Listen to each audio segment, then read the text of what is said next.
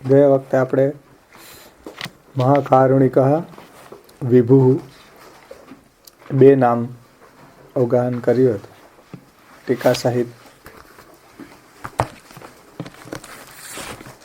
ગોવિંદાજીના કીર્તન જે બાકી હતા આપણે એને રિવિઝનના રૂપમાં લઈને પછી આગળનું નામ અદયદાન દક્ષ અદયદાન દક્ષશ્ચ એનું અવગાહન કરશું.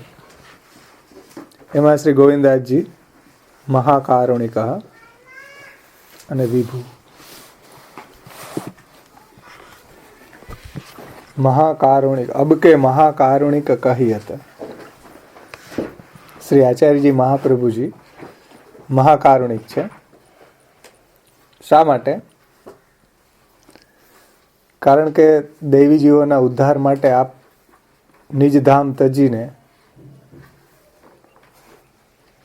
અને જ્યાં પ્રભુનો નિત્ય સંયોગ હતો એ સંયોગને છોડીને પણ પુષ્ટિ દૈવી જીવોના ઉદ્ધારને માટે વિપ્રયોગ સહન કરીને પણ ભૂતલ ઉપર આપ પ્રગટ થયા છે. અને બધા પુષ્ટિ દૈવી જીવો છે એનો ઉદ્ધાર કરવા માટે આપ સક્ષમ છે. આગળ આવ્યું હતું એ નામ દૈવોદ્ધાર પ્રયત્નાત્મા. તો અબ કે મહાકારુણિક કહીયત એટલે શ્રી મહાપ્રભુજી મહાકારુણિક છે. કરુણા રાગાતિ સંમોહન પુષ્ટિ જીવો ઉપર કરુણા અને પુષ્ટિ પ્રભુની અંદર રાગને કારણે કરુણા રાગાતિ સંમોહન સ શ્રી વલ્લભ ભાનુ ઉલ્લસતી યહ શ્રી વલ્લભ વિશાંતર. એવા શ્રી વલ્લભ ભાનુ જેના હૃદયમાં સાક્ષાત પ્રભુ બિરાજે છે લીલા પરિકર સહિત એવા શ્રી મહાપ્રભુજી સૂર્ય રૂપે અલૌકિક સૂર્ય રૂપે શોભે છે. તો ત્યાં પણ કરુણા રાગાતિ સંમોહન પુષ્ટિ દેવીજીઓ ઉપર મહાપ્રભુજીને કરુણા છે. અને તજી નિજ ધામ અવનિતલ પ્રગટે. આ રીતે શ્રી મહાપ્રભુજી પુષ્ટિ દેવીજીઓને પ્રભુ પ્રાપ્તિ કરાવવા માટે જ નિજ ધામ છોડીને જ્યાં પ્રભુનો નિત્ય સંયોગ છોડીને પણ આપ અવની એટલે ભૂતલ ઉપર પ્રગટ થયા. ભયે સબકે મન ભાયે. અને જ્યારે આપ ભૂતલ ઉપર પ્રગટ થયા ત્યારે જે દૈવી જીવો હતા એને એટલા બધા જે મતાંતરો હતા એને કારણે સાચો માર્ગ સૂઝતો ન હતો. અને શ્રી મહાપ્રભુજીએ ભૂતલ ઉપર પ્રગટ થઈ અને દૈવી જીવોને ભક્તિ માર્ગ જે પુષ્ટિ ભક્તિ માર્ગ પ્રભુને અભિપ્રેત પુષ્ટિ ભક્તિ માર્ગ પ્રગટ કર્યો. એટલે ભયે સબકે મન ભાયે એટલે બધા જે દૈવી જીવો હતા એને આપે બતાવેલી જે પુષ્ટિ ભક્તિ માર્ગ છે આપનું સ્વરૂપ છે એના મનમાં વસી ગયું. મન ભાયે એ મનમાં વસી ગયું છે. શ્રી મહાપ્રભુજીનું સ્વરૂપ દૈવીજીઓના હૃદયમાં વસી ગયું છે. અપની પ્રતિજ્ઞા સત્ય કરી તું નિજજન નેહ નિભાહે. એટલે આપે ભૂતલ ઉપર પધારીને પોતાની પ્રતિજ્ઞા પણ સત્ય કરી. પોતાની પ્રતિજ્ઞા કઈ જે આપણે વલ્ભાષ્ટકમાં જોઈ ગયા. તસ્ય વાત્માનુભાવ પ્રકટન હૃદયસ્યાજ્ઞયા પ્રાદુરાસિત ભૂમો યહ સન્મનુષ્યા કૃતિ અતિકર્ણ સ્તમ પ્રપદ્યે ભૂતાશમ. તો જે પ્રભુની ઈચ્છા હતી કે પોતાનો અસાધારણ લીલાત્મક અનુભવ પ્રગટ થાય ભૂતલ ઉપર અને દૈવી જીવો પણ એ રીતે ભગવાન સુધી પહોંચી શકે. પ્રભુનું એવું લીલા રસાત્મક મહાત્મ્ય સમજીને પ્રભુની સેવા કરીને એ ભગવાન સુધી પહોંચી શકે. એટલે આત્માનુભાવ પ્રગટ કરવાની જે આજ્ઞા થઈ હતી અને શ્રી ભાગવત ગુઢાર્થ પ્રકાશન પરાયણ એ પણ આજ્ઞા પ્રભુની થઈ હતી કે શ્રી ભાગવતનો ગુઢાર્થ પ્રગટ કરો, દૈવી જીવોને ઉદ્ધાર કરો, માયાવાદ આદિનું નિવારણ કરીને અને નિજજનોને પ્રભુની અંદર નિરુપધિક પ્રેમ કઈ રીતે પ્રગટ થાય એ રીતે આપ ભૂતલ ઉપર પધારી અને દૈવી જીવોને શરણે લઈ અને એને ભગવત પ્રાપ્તિ કરાવો. તો એમ આપણે સપ્તશ્લોકીમાં જોયું હતું. માયાવાદી કરીન્દ્ર દર્પદલને નાશ્યંદુ રાજોદગત શ્રીમદ ભાગવતાખ્ય દુર્લભ સુધા વર્ષેણ વેદોક્તિભી રાધા વલ્લભ સેવયા. રાધા વલ્લભની સેવા અને તદુચિત પ્રેમ અને તદુચિત ઉપદેશ. તદુચિત પ્રેમણો ઉપદેશૈરપી શ્રીમદ વલ્લભ નામ ધ્યેય સદૃશો ભાવિન ભૂતોસ્ત્યપી. તો આપની પ્રતિજ્ઞા સત્ય કરી તુમ નિજજન નેહ નિબાહે.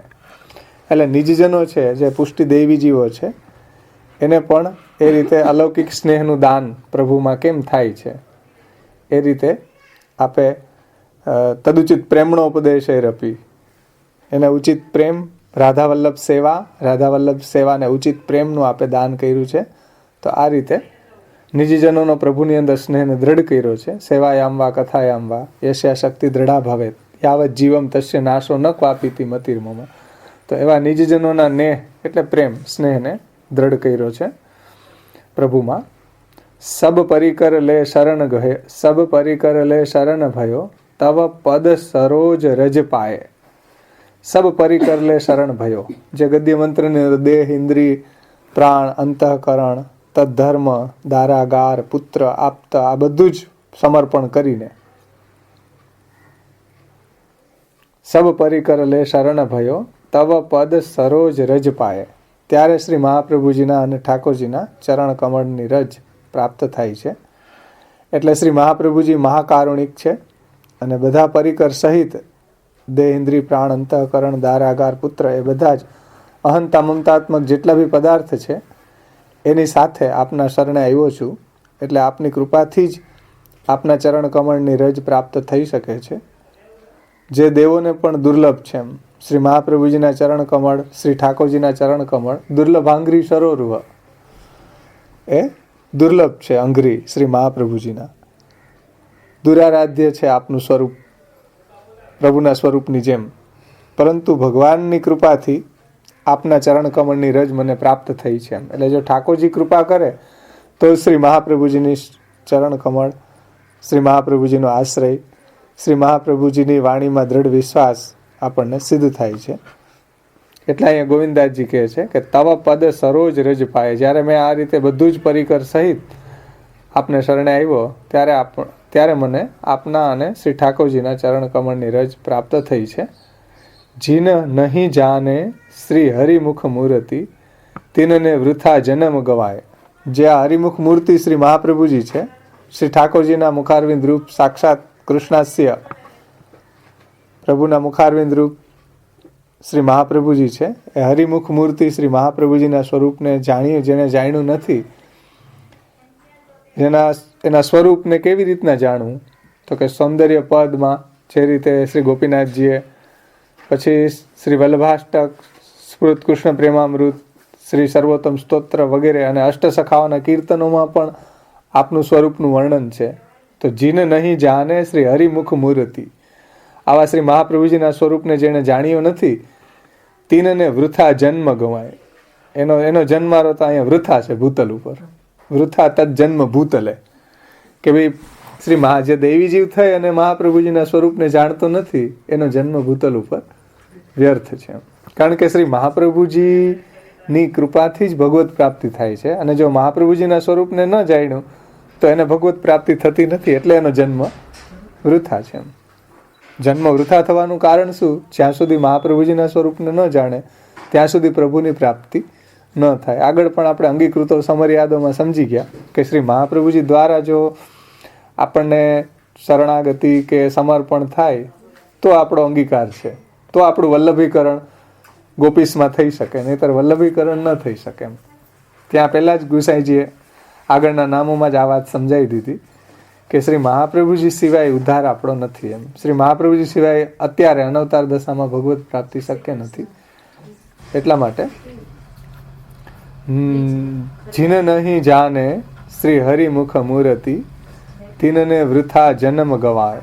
જેને આ પ્રભુના સ્વરૂપને જાણ્યું નથી, શ્રી ઠાકોરજીના શ્રી મહાપ્રભુજી ઠાકોરજીના મુખારવિંદ રૂપ શ્રી મહાપ્રભુજીના સ્વરૂપને જેણે જાણ્યું નથી એનો જન્મ વૃથા છે.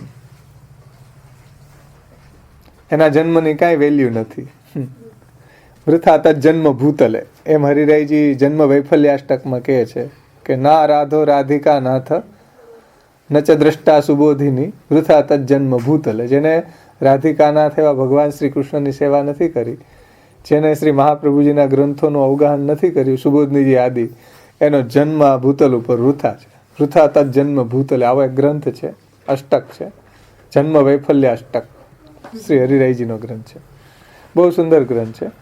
તો એમાં અહીંયા ગોવિંદદાસજી કહે છે કે જેને શ્રી મહાપ્રભુજીના સ્વરૂપને જાણ્યું નથી એનો જન્મ તો પાણીમાં ગયો. વૃથા તજન્મ ભૂતલે. સર્વસ્વ શ્રી વલ્લભ નિજ જન કો, સો ગોવિંદ જન જસ ગાયો. શ્રી મહાપ્રભુજી કેવા છે? તો કે સર્વસ્વ શ્રી વલ્લભ નિજ જનોના સર્વસ્વ છે, સર્વસ્વ ધન છે શ્રી મહાપ્રભુજી. નિજ જનોના પ્રાણાધાર છે શ્રી મહાપ્રભુજી. જે એકમાત્ર શ્રી મહાપ્રભુજીમાં નિષ્ઠાવાળા છે, જે નિજજનો છે, એ શ્રી મહાપ્રભુજીની આજ્ઞા પ્રમાણે જીવન જીવનારા છે. આવા નિજજનો છે, ભગવદીઓ છે, જેમ 84-252 ભગવદીઓ છે, એમના જ અમે જસ ગાઈએ છીએ. એ કીધું ને, સર્વસ્વ શ્રી વલ્લભ નિજજન કો. જે મહાપ્રભુજીના નિજજન છે, જે મહાપ્રભુજીને સર્વસ્વ માને છે પોતાનું, એને અમે ગોવિંદાસજી કે અમે જસ ગાઈએ. એવા જે 84-252 ભગવદીઓ છે, શ્રી મહાપ્રભુજીના સેવકો છે, એના હું તો યશ ગાવ. એનો યશ ગાવ તોય મારી ઉપર મહાપ્રભુજી પ્રસન્ન થઈ જશે. એટલે શ્રી મહાપ્રભુજીના જે નિજજન હોય એનો યશ ગાય તોય મહાપ્રભુજી આપણી ઉપર પ્રસન્ન થાય છે. તો એનો યશ કોણ? તો કે આપણા 84-252 ભગવદીઓ છે, એ એવા છે કે એનો પણ યશ ગાય તો પણ શ્રી મહાપ્રભુજી આપણી ઉપર પ્રસન્ન થાય. કારણ કે શ્રી મહાપ્રભુજીની એ વાણીને એ જીવા છે. શ્રી મહાપ્રભુજીમાં નિષ્ઠાવાન હતા. શ્રી મહાપ્રભુજીએ બતાવેલી પ્રણાલી પ્રમાણે એને ઠાકોરજી પ્રાપ્ત થયા છે. વાર્તા પ્રસંગોમાં આપણે જોઈએ કે તા પાછે સાનુભાવ જતાવન લાગે. શ્રી મહાપ્રભુજી કી કૃપા છે, वो प्रेम पूर्वक मन लगाए के सेवा करन लागे, सो ठाकुरजी थोड़े ही दिन में सानुभाव जतावन लागे. तो एवा जे भगवदीओ छे એને એમ ગોવિંદાસજી કહે છે કે જન એવા જનો છે, એનો અમે એનો હું યશ ગાઉં તો પણ હું શ્રી મહાપ્રભુજીને, આ મહાકારુણિક એવા શ્રી મહાપ્રભુજી મારી ઉપર જરૂર એવી કૃપા કરશે, કરુણા કરશે. એટલે સર્વસ્વ શ્રી વલ્લભ નિજ જન કો, સો ગોવિંદ જસ ગાવે. જે શ્રી મહાપ્રભુજીના સર્વસ્વ છે, જે નિજજનો છે, શ્રી મહાપ્રભુજીના પોતાના છે, ભગવદીઓ છે, એનો પણ જો હું યશ ગાઉં તો એની કૃપાથી મારી પણ કૃતાર્થતા થાય છે. જે વાત ભક્ત રત્ન વૃત્ર કહે છે, અહમ હરે તવ પાદૈક મૂલ દાસાનુ દાસો ભવિતાસ્મિ ભૂયા, કે આપના જે મૂલ દાસ છે એનો પણ હું દાસ બની જાઉં. તો એની કૃપાથી પણ મને પ્રભુ પ્રાપ્તિ, શ્રી મહાપ્રભુજીની પ્રસન્નતા મારી ઉપર થઈ શકે છે. આવા મહાકારુણિક શ્રી આચાર્યજી મહાપ્રભુજી છે. તો આપણે પણ એવા મહાપ્રભુજીને શરણે જવું જોઈએ, એવો અહીંયા કર્તવ્ય ઉપદેશ છે. શ્રી આચાર્યજી આવા મહાકારુણિક છે, તો એવા મહાકારુણિક શ્રી મહાપ્રભુજીને આપણે પણ શરણે જાય. એને બતાવેલી ઉપદિષ્ટ પ્રણાલી પ્રમાણે આપણે પણ જીવન જીવીએ તો આપણે પણ શ્રી મહાપ્રભુજીના નિજજન બની જશું. એમ ત્યાર પછી હા, એમાં છે ને ગોવિંદ જન જસ ગાયો. એવા જે જનો છે, ભગવદીઓ છે, જે મહાપ્રભુજીમાં નિષ્ઠાવાળા, એનો યશ ગાવ છે, જે મહાપ્રભુજીના સર્વસ્વ છે. એમ તો એનો યશ ગાય તોય મહાપ્રભુજીને પ્રિય બની જાય. એના જીવન પ્રમાણે આપણું જીવન બનાવીએ, એને જે રીતે ઠાકોરજીની સેવા કરી, જે રીતે શ્રી મહાપ્રભુજીના સિદ્ધાંતોનું આચરણ કર્યું, એ રીતે આપણે પણ જીવીએ તો આપણે પણ ઠાકોરજીને અને મહાપ્રભુજીને બેયને પ્રિય બની જાય. એટલે કહે છે સર્વસ્વ શ્રી વલ્લભ નિજ જનકો. શ્રી મહાપ્રભુજી છે એ નિજજનોના સર્વસ્વ છે, અને એવા જે નિજજનો છે એના ગોવિંદાસજી કે હું યશ ગાઉં છું, કે મહાપ્રભુજી મારી ઉપર પણ એ રીતે પ્રસન્ન થાવો. એવા મહાકારુણિક શ્રી આચાર્યજી મારી ઉપર એવી કૃપા કરો કે હું પણ પ્રભુનો અનન્ય બની શકું. એમ ત્યાર પછી વિભુ નામને ગોવિંદાસજી કહે છે કે વિભુ તુમ અબ કે મોહી ઉદ્ધારો. બહુ સુંદર શબ્દાવલી છે કે હે વિભુ, હે સર્વ સમર્થ, શરણસ્થ સમુદ્ધારમ કૃષ્ણ વિજ્ઞાપયામ્યહમ. જેમ કૃષ્ણાશ્રીમાં આવે કે ભાઈ શરણે આવેલાનો ઉદ્ધાર કરવામાં સક્ષમ છે ઠાકોરજી, એમ શ્રી મહાપ્રભુજી પણ એવા છે, વિભુ છે, સમર્થ છે. તો વિભુ તુમ અબ કે મોહી ઉદ્ધારો. હે વિભુ, હે શ્રી મહાપ્રભુજી, આપ મારો ઉદ્ધાર કરો. ઉદ્ધારનો મતલબ આપણે જોઈ ગયા, ભગવત પ્રાપ્તિ. ભગવાન એ વહી ફલમ. પુષ્ટિ જીવો માટે ભગવાનની પ્રાપ્તિ થવી એ જ એનો ઉદ્ધાર છે. ભગવત સેવા પ્રાપ્ત થવી એ જ એનો ઉદ્ધાર છે. બીજો કોઈ ઉદ્ધારનો અહીંયા અર્થ નથી. હરિરાયજી, શ્રી ગોકુલનાથજી, શ્રી ગોપેશ્વરજી વગેરે આચાર્ય ઉદ્ધારનો અર્થ એ જ કર્યો હતો કે ઉદ્ધાર એટલે ભગવત સંબંધ થવો, પુષ્ટિ માર્ગની રીતે, પુષ્ટિ ભક્તિ માર્ગની રીતે ભગવત સંબંધ થવો. તો એ આપણો ઉદ્ધાર છે, ભગવત પ્રાપ્તિ થવી. ભગવાન એવહિ ફલમ, તો હે વિભુ, મને ભગવત પ્રાપ્તિ કરાવવામાં આપ સમર્થ છો એમ. અબ તુમ મોહે ઉદ્ધારો, હવે મારો ઉદ્ધાર કરો, મતલબ મને ભગવત સંબંધ કરાવો, ભગવત પ્રાપ્તિ કરાવો એમ. અને આપનું જ એવું સામર્થ્ય છે એમ, બીજા કોઈનું એવું સામર્થ્ય નથી. એટલે ગુસાઈજીએ કીધું કે શ્રી વલ્લભ નામ ધ્યેય સદૃશો ભાવિ ન ભૂતો અસ્ત્યપી. એ મહાપ્રભુજીનું વિભુત્વ છે કે ન કોઈ થયું હતું ભૂતકાળમાં, ન અત્યારે છે, ન વર્તમાનમાં, ન ભવિષ્યમાં થશે, વર્તમાનમાં છે પણ નહીં. એટલે આપ વિભુ છે, તો આપ કૃપા કરીને મને ઉદ્ધાર કરો, ભગવત પ્રાપ્તિ કરાવો. આપ કેવા છો? અતિ સમર્થ, આપ અતિ સામર્થ્યવાન છો. અતિ સમર્થ છો, વિભુનો અર્થ કર્યો છે, જે બધા ટીકાકારોએ કર્યો ને, વિભુ એટલે અતિ સમર્થ. તો આપ અતિ સમર્થ છો. અતિ સમર્થ શ્રવણ સુનિયત હે શ્રી વલ્લભ નામ તિહારો. એટલે આપ અતિ સમર્થ છો, વિભુ છો, એવું મેં શ્રવણ કર્યું છે એમ. ગોવિંદાસજી કહે છે કે ભાઈ મેં એવો આપનો મહિમા, કે આપ વિભુત્વ, મહાકારુણિકત્વ, એવો મહિમા મેં આપનો સાંભળ્યો છે કે શ્રી આચાર્યજી મહાકારુણિક છે, વિભુ છે. તો એવો મહિમા મેં સાંભળ્યો છે. અને આપનું નામ પણ શ્રી વલ્લભ છે. વલ્લભ નામ તિહારો, વલ્લભ નામ તિહારોનો અર્થ થાય શ્રી વલ્લભ એટલે પ્રિય. કે આપનું નામ જ એવું છે કે બધાને આપ પ્રિય છો, બધા ગોપીજનોને, બધા પરિકરને આપ પ્રિય છો, લીલા પરિકરને પ્રિય છો, 84,252 ભગવદીઓને પણ પ્રિય છો, શ્રી ઠાકોરજીને પણ પ્રિય છો, શ્રી યમુનાજીને પ્રિય છો. તો નામ જ આપનું વલ્લભ છે. વલ્લભ એટલે વહાલું. તો બધા લીલા પરિકરને, શ્રી યમુનાજીને, શ્રી ગુસાઈજીને, શ્રી ઠાકોરજીને, બધાને આપ પ્રિય છો. તો આપ સર્વ સમર્થ છો. આ સાંભળીને અતિ સમર્થ શ્રવણ સુનિયત હે શ્રી વલ્લભ નામ તિહારો. હે શ્રી મહાપ્રભુજી, આપનું નામ, આપનું સ્વરૂપ, આપ સર્વ સમર્થ છો. એ વાત ક્યાં પ્રગટ થાય છે? તો ગોવિંદાસજી કહે છે કે ઉધરે અધમન અનેક સાધન બિન. ત્યાં જ આપની વિભૂતા પ્રગટ થઈ છે કે જે અધમ હતા એનો પણ આપે સાધન વગર ઉદ્ધાર કર્યો એમ. કોઈ પણ જાતના સાધન વગર. સાધનથી તો માનો કે બીજા માર્ગોની અંદર ઉદ્ધાર થાય છે, પણ એમાં અધમનો તો ઉદ્ધાર થતો જ નથી એમ. જે પાપી છે ને, ન પુનાતિ વેદમ, અને વેદ પણ પવિત્ર કરી શકતા નથી. પણ આપ કેવા છો? એટલે પાપી લોકો જે છે એનો ઉદ્ધાર ન થાય કદાચ સાધન કરે તોય. પણ શ્રી મહાપ્રભુજી કેવા છે? ઉધરે અધમ અનેક સાધન બિન. આવા અધમ જીવો જે હતા, જે સંસારમાં પડેલા હતા, એ બધાનો આપે સાધન વગર જ ઉદ્ધાર કર્યો છે.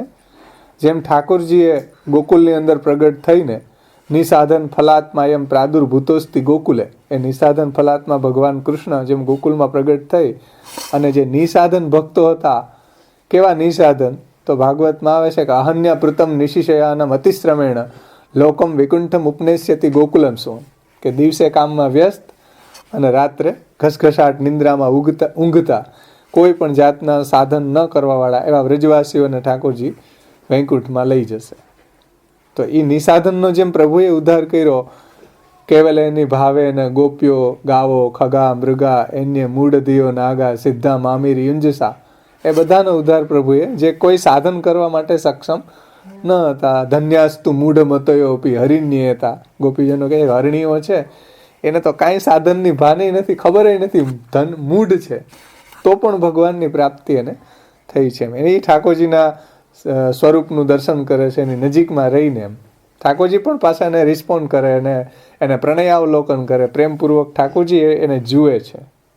તો ઠાકોરજીએ આ રીતે જે સાવ નિસાધન હતા એનો પણ ઉદ્ધાર કર્યો છે. એમ શ્રી મહાપ્રભુજી પણ આપણા જેવા અધમ જે છે જીવો, કે જે કોઈ પણ શાસ્ત્રી સાધન નથી કરતા, વર્ણ આશ્રમના ધર્મ નહીં પાડવાવાળા, એવા અધમ જીવો છે. સંસારની અંદર આસક્ત પડેલા, સંસાર આસક્તિમાં પડેલા, જે વાત આપણે સ્ફૃત કૃષ્ણ પ્રેમામૃતમાં જોઈ હતી, અઘોગ તમસા વૃતંગ કલિભુજંગ માસાદિતમ જગદ વિષય સાગરે પતિતમ અસ્વધર્મે રતમ. એ આપણી અધમતા છે. એનાથી મોટી બીજી અધમતા કઈ હોઈ શકે? તો એવા અધમ જીવોનો પણ આપણે ઉદ્ધાર કર્યો છે. અને પાછી વિશિષ્ટતા એ છે કે સાધન બિન, કોઈ પણ જાતનું સાધન કરાવ્યા વગર અબ તુમ ઘર મેં જાકે સેવા કરો. શ્રી મહાપ્રભુજીના મુખમાં આ જ વાત હતી કે શરણે આવે ત્યારે એને અબ તુમ ઘર મેં જાકે સેવા કરો. તો સાધન વગર જ પ્રભુ પ્રાપ્તિ કરાવવાવાળા શ્રી મહાપ્રભુજી છે. ઉધરે અધમ અનેક સાધન બિન અપને જી વિચારો.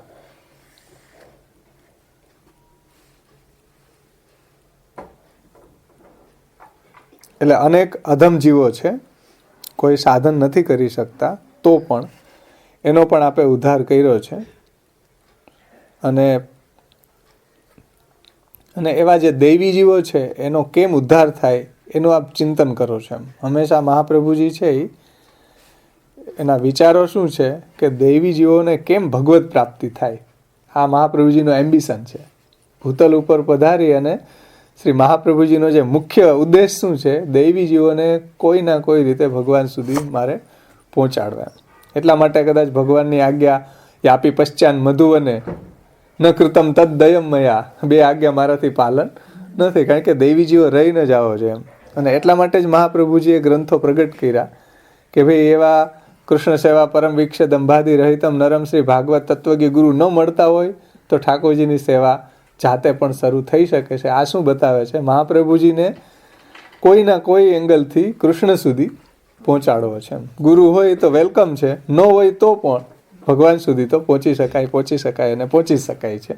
તો એ આચાર્યજીનો એમ્બિશન હતો કે ઉધરે અધમ અનેક સાધન બિન અપને જીવ વિચારે.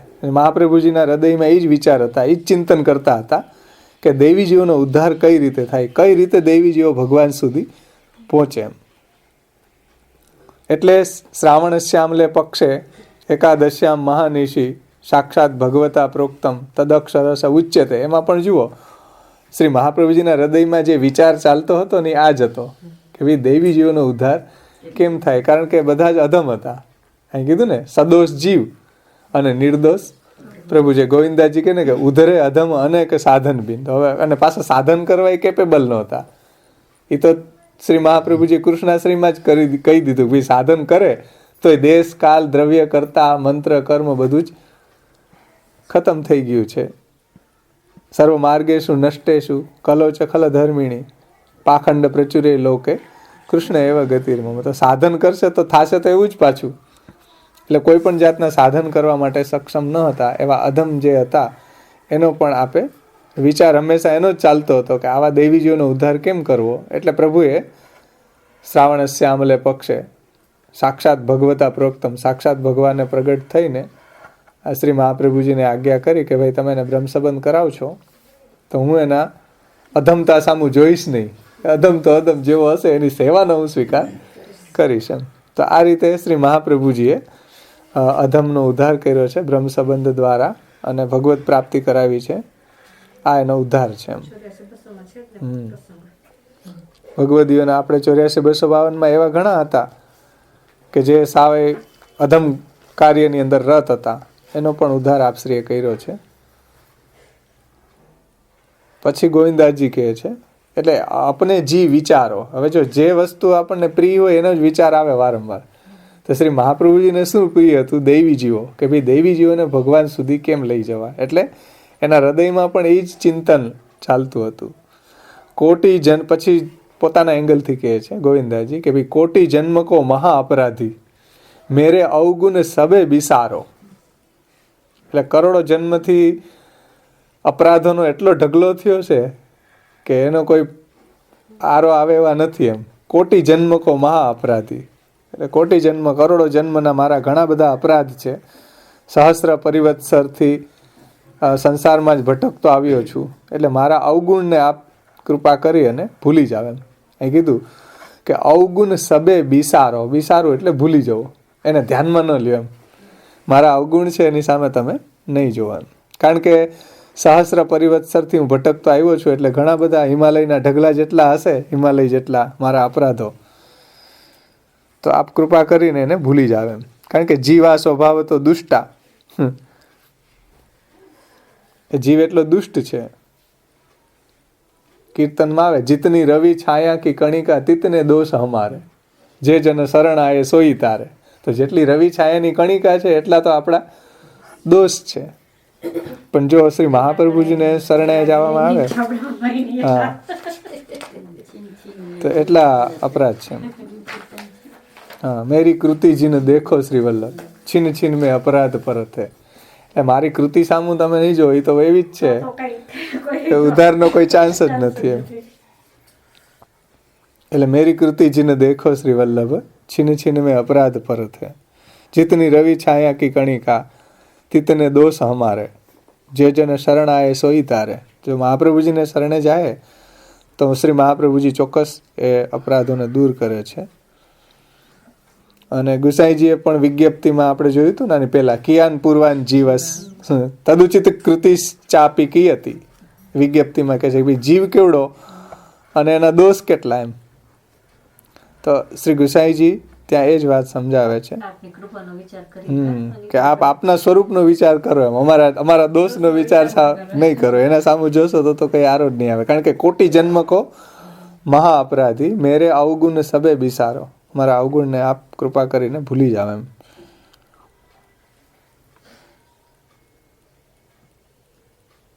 અને એ બધા દોષને મહાપ્રભુજીએ દૂર કર્યા છે. કઈ રીતે? બ્રહ્મ સંબંધ કરણાત સર્વેશામ દેહ જીવીઓ સર્વ દોષ નિવૃત્તિર્હિ દોષા પંચવિધા સ્મૃતા વગેરે.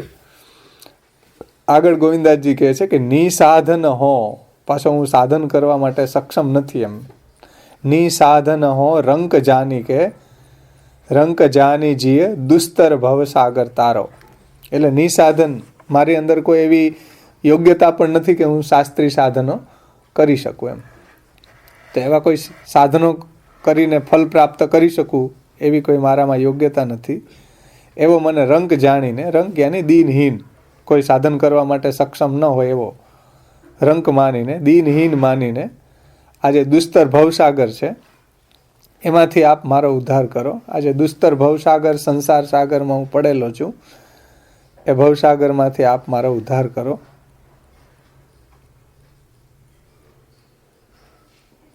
જે વાત આપણે જોઈ હતી ને શ્રી વલ્લભજીની ટીકામાં, સ્ત્રી શુદ્રાદિ ધૃતિ ક્ષમમાં,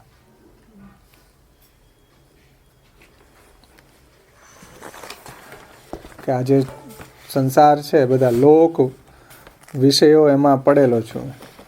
77માં પેજ ઉપર છે. શ્રી વલ્લભજીએ વાત સમજાવી હતી કે શ્રી મહાપ્રભુજી ઉદ્ધાર કરવા વાળા છે. કેવા? તો 77માં પેજ ઉપર પહેલા પેરામાં છેલ્લી લીટી, સાતુ કાલ કર્મ સ્વભાવ લોકેભ્ય પૃથક કરણમ. એટલે આ કાલ, કર્મ, સ્વભાવ એ બધા જે છે અહીંયા ગોવિંદાજીએ ભવસાગર શબ્દ મૂક્યો છે. અહીંયા એમ મૂક્યું છે કાલ, કર્મ, સ્વભાવ લોકેભ્ય. એટલે આ લોક, સંસાર, કાલ, કર્મ, સ્વભાવ એ બધાના સકંજામાં હું ફસાયેલો છે. એમાંથી શ્રી મહાપ્રભુજી પૃથક્કરણ કરીને, એટલે કાઢીને, એમાંથી શ્રી આચાર્યજી કાઢે છે જીવને. ઉદ્ધૃતિનો અર્થ કરે છે. સ્ત્રી શુદ્રાદિ ઉદ્ધૃતિ ક્ષમા. તો ઉદ્ધૃતિ એટલે કેમાંથી ઉદ્ધૃતિ? તો કે આ ભવસાગરમાંથી, આ કાલ, કર્મ, સ્વભાવ લોકેભ્ય એ બધાની અંદર પડેલો હું, ભવસાગરમાં ડૂબેલો, એમાંથી પૃથક્કરણ કરીને એને ભગવાન સુધી લઈ જવો, એ જ ઉદ્ધૃતિ છે. એ અહીંયા ઉદ્ધાર છે. સ્ત્રી શુદ્રાદિ ઉદ્ધૃતિ ક્ષમા. તો એ રીતે અહીંયા ગોવિંદાસજી કહે છે કે ભાઈ હું કોઈ સાધન કરવા સક્ષમ નથી, રંક છું, એટલે તો એટલે દિનહીન છું એમ માનીને આ દુસ્તર ભવસાગર તારો, એટલે આ ભવસાગર આપ કૃપા કરીને એને મને પાર પહોંચાડી દો. અને વિનતી સુનહું રંક ગોવિંદ કી. આ મારી વિનતી, ગોવિંદાસજી કહે છે કે મારી આ વિનતી સ્વીકારીને રંક એવા અસમર્થ, રંક યાની નિસાધન, અસમર્થ, દિનહીન એવો હું, તો એવો અસમર્થ નિસાધનની વિનતી સ્વીકારીને અપની પ્રતિજ્ઞા પારો. એટલે આ ગોવિંદાજી એમ કહે છે કે મારી આવી વિનંતી સ્વીકારીને, હે મહાકારુણિક, હે વિભુ, આપ સર્વ સમર્થ છો અને હું તો સાવ નિસાધન છું, દિનહીન છું, તો મારી એવી વિનંતી સાંભળીને આપની જે પ્રતિજ્ઞા છે, કઈ પ્રતિજ્ઞા? દૈવોદ્ધાર પ્રયત્નાત્મા, સદોષ જીવનો નિર્દોષ પ્રભુ સાથે સંગમ કરાવો, ઠાકોરજી પધરાવી આપવા, ભગવાન સાથે સંબંધ કરાવી દેવો, ભાગવતનો ગૂઢાર્થ પ્રકટ કરવો. તો આ આપની જે પ્રતિજ્ઞા છે, દૈવોદ્ધાર પ્રયત્નાત્મા, દૈવી જીવોને ભગવત પ્રાપ્તિ કરાવવી, એ એકમાત્ર આપ જ સમર્થ છો એ ભગવત પ્રાપ્તિ કરાવવામાં એમ. અને આગળ જોઈ ગયા એ રીતે તસ્યૈવ આત્માનુભાવ પ્રકટન હૃદયસ્યાજ્ઞયા પ્રાદુરાસિત ભૂમો યસન મનુષ્યાકૃતિ અતિકરુણસ્તમ પ્રપદ્યે હુતાશમ. શ્રી વલ્લભ નામ ધેય સદૃશો ભાવિન ભૂતોસ્ત્યપી. તો હે શ્રી મહાપ્રભુજી, આપ મારી વિનંતી સાંભળીને આપની પ્રતિજ્ઞા પારો. એટલે આપ જે દૈવી જીવો માટે જ પ્રગટ થયા છો, તો આપ મારા ઉદ્ધાર કરો. તો આવી વિનંતી કરીએ શ્રી મહાપ્રભુજીને તો પણ ગોવિંદાસજીની કાનીથી આપણા પણ કોટી જન્મોના મહા અપરાધી છીએ, આપણે એવા જ છીએ. મેરે અવગુણ સબે વિસારો, મારા અવગુણને ભૂલી જાઓ એમ.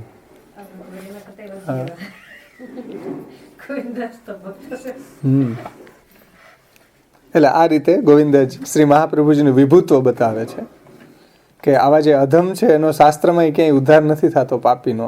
એને શ્રી મહાપ્રભુજી અધમોને પણ ઉદ્ધાર કરવા વાળા છે, વિભુ છે. એને પણ ઉદ્ધાર એટલે પાછા ભગવત પ્રાપ્તિ કરાવી દેવા વાળા છે. અને વિનુ સાધન, કોઈ પણ જાતના સાધન વગર જ શ્રી મહાપ્રભુજી એને પ્રભુ સુધી લઈ જાય છે. એટલે મહાકારુણિક વિભુ એ બે નામ આપણે જોયા. તો શ્રી મહાપ્રભુજી મહાકારુણિક છે, વિભુ છે. 84-252 ભગવદીઓના પ્રસંગમાં આપણે જોઈએ તો લગભગ ભગવદીઓના પ્રસંગમાં એવું આપણને જોવા મળે છે કે આ જ રીતે એનો ઉદ્ધાર કર્યો છે. જે સંસારમાં પડેલા હતા, કોઈ ક્યાંય રખડતા હતા, દિનકરદાસ તો કથા સુણીને કાની કે મારા ફૂટી ગયા. મહાપ્રભુજીની કથા સાંભળી ત્યારે એને શ્રી મહાપ્રભુજીનું કારુણિકત્વ અને વિભુત્વ સમજાણું કે ભાઈ શ્રી મહાપ્રભુજી મહાકારુણિક છે. એટલે દિનકરદાસને શરણે લીધા અને વિભુ છે. એટલે જેવી કથા શ્રી મહાપ્રભુજી કહેતા હતા એવું જ લીલાનુભૂતિ, એવું દર્શન દિનકરદાસને વગેરે ભગવદીઓને થયું છે. તો એ શ્રી મહાપ્રભુજીનું વિભુત્વ છે કે એવા સમર્થ છે આપ કે જેવી કથા આપ કહેતા હતા એવું જ દર્શન એને, એવી જ લીલાનું અનુસંધાન, લીલાનું દર્શન એને થતું હતું. એ રીતે કથા સેવામાં પણ સાક્ષાત પ્રભુની પ્રાપ્તિ કરાવી દેવી અને કથામાં પણ એવી લીલાની અનુભૂતિ કરાવી દેવી. તો એવું વિભુત્વ શ્રી મહાપ્રભુજીમાં છે.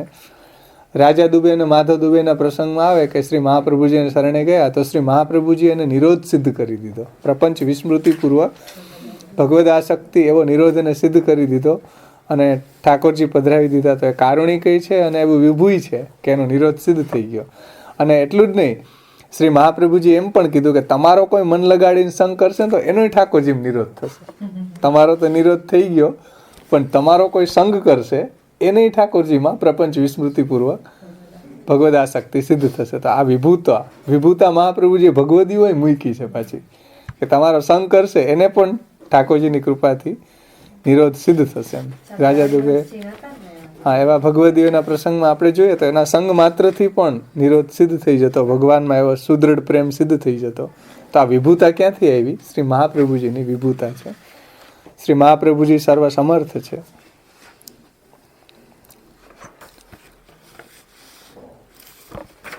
આજે હું એક પ્રસંગ જોતો તો ચિત્રકૂટની અંદર શ્રી મહાપ્રભુજીએ પધાર્યા. તો ચિત્રકૂટની અંદર જે આપ નીચે બિરાતા હતા તો ઉપરથી રામચંદ્રજી અમુક સામગ્રી હનુમાનજી દ્વારા શ્રી મહાપ્રભુજીને પધરાવી એમ આરોગવા માટે એમ. તો શ્રી મહાપ્રભુજી પાસે જ્યારે હનુમાનજી આવ્યા તો રામચંદ્રજી રૂપે દર્શન થયા હનુમાનજીને. એ તો એકદમ ચકિત થઈ ગયા. તો પહાડ ઉપર હતા ને અહીં ક્યાંથી પહોંચી ગયા. તો પછી એને દર્શન થયા ને કથા સાંભળી. પછી પાછા સામગ્રી ત્યાં પધરાવીને પછી ગયા. તો રામચંદ્રજીને પૂછ્યું કે આવી રીતના બધી પ્રસંગ કીધો. તો શ્રી મહાપ્રભુજી રામચંદ્રજી કીધું હનુમાનજીને કે ભાઈ વિભુ છે એટલે એ મારું સ્વરૂપ ધારણ કરી શકે પણ હું એનું સ્વરૂપ ધારણ ન કરી શકું, કારણ કે એ કૃષ્ણાસ્ય છે અને હું તો જે વિરાટ છે એનું હાસ્યનો અવતાર છે. રામચંદ્રજીનો અવતાર જે છે એ પ્રભુના હાસ્યનો અવતાર છે. કોઈ બાજુબંધના અવતાર છે, જેમ વામન છે, નૃષિ છે, કોઈ કટી મેખલાનો અવતાર છે, કોઈ નુપુર છે. એમ ઠાકોરજીના જે શ્રીઅંગમાં જે આભરણો છે એ ભાગવતજીની અંદર આવે છે. તો કોઈને કોઈ એવા અવતાર છે ને શ્રી મહાપ્રભુજી તો વસ્તુતઃ કૃષ્ણ એવે છે, સાક્ષાત ઠાકોરજીનો જ અવતાર. ઠાકોરજી જ પોતે અવતારી, પોતે જ શ્રી મહાપ્રભુજીના રૂપમાં પ્રગટ થયા છે. તો બહુ સુંદર પ્રસંગ. ત્યાં હનુમાનજીને આશ્ચર્ય થઈ ગયું કે આચાર્યજી રામચંદ્રજીનું રૂપ ધારણ કરી શકે, પણ રામચંદ્રજી આચાર્યજીનું રૂપ ધારણ ન કરી શકે, કારણ કે આ વિભુ છે. ઠીકઠાક છે.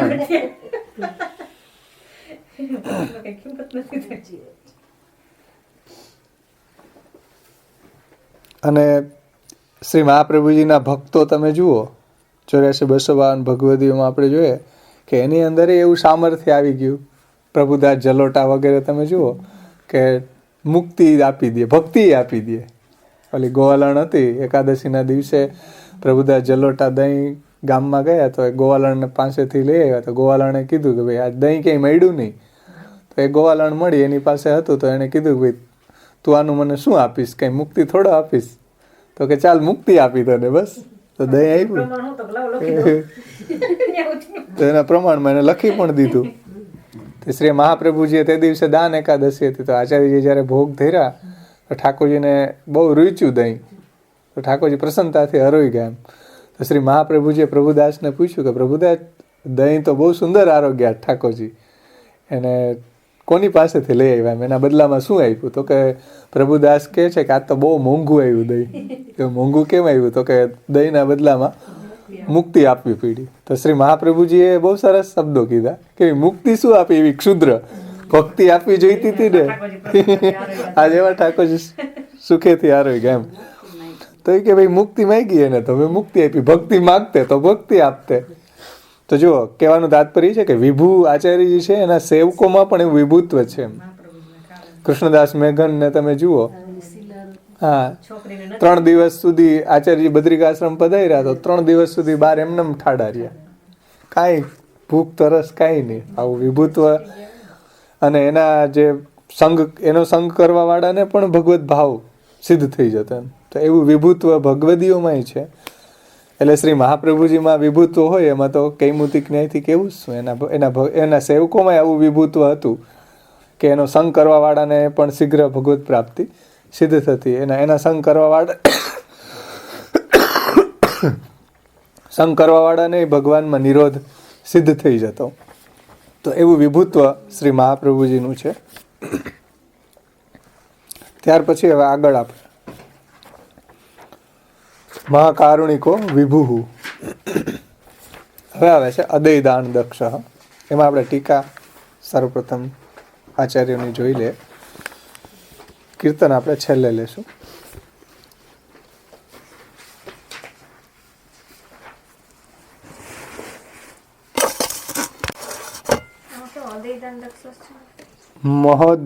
મહાકારુણિકો વિભુ અદૈદાન દક્ષ.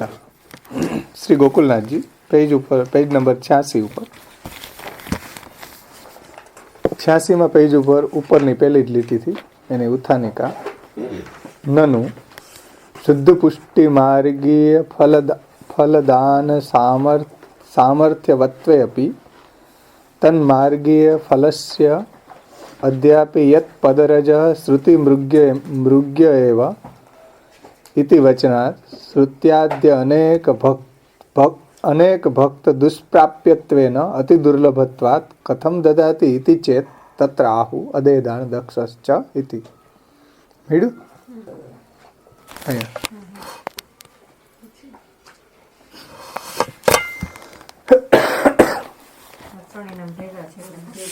ત્રણેય નામ સાથે જ છે અને એને સાથે જ લેવાના હતા. સાથે જ આપણે લીધા છે આમ, કારણ કે એ જ કોન્ટેક્સમાં આગળ આવશે.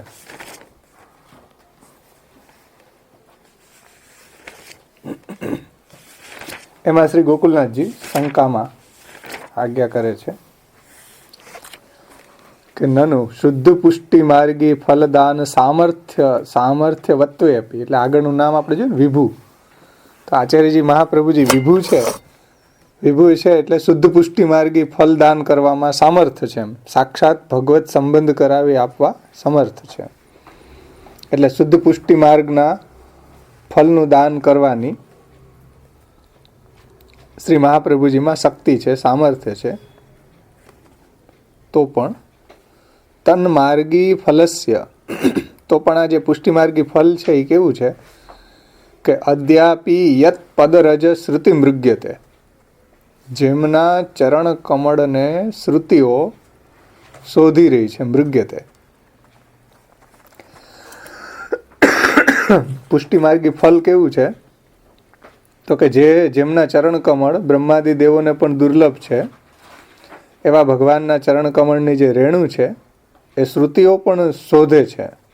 શ્રુતિરૂપા શ્રુતિઓ પણ એને શોધે છે.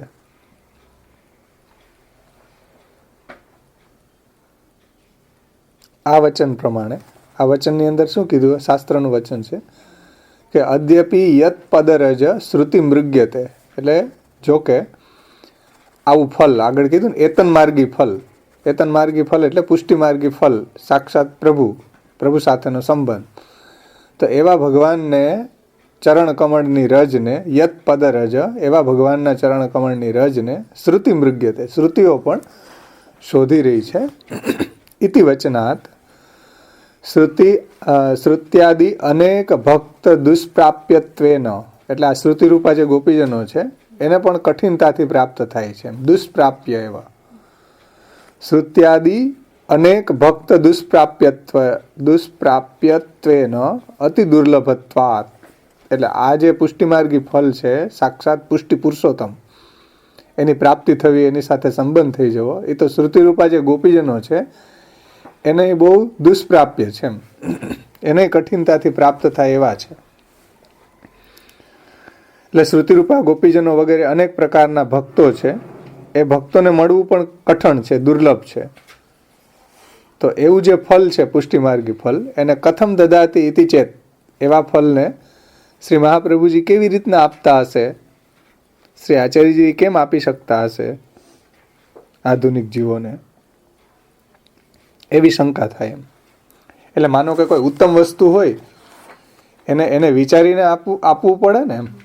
માનો કે કોઈને આપી દીધું એ પછી એને કારણે એનું અહિત થતું હોય તો, દાખલા તરીકે વાર્તા પ્રસંગમાં આવે કુમનદાસજીને ઓલો રાજા સોનાની આરસી આપતો હતો.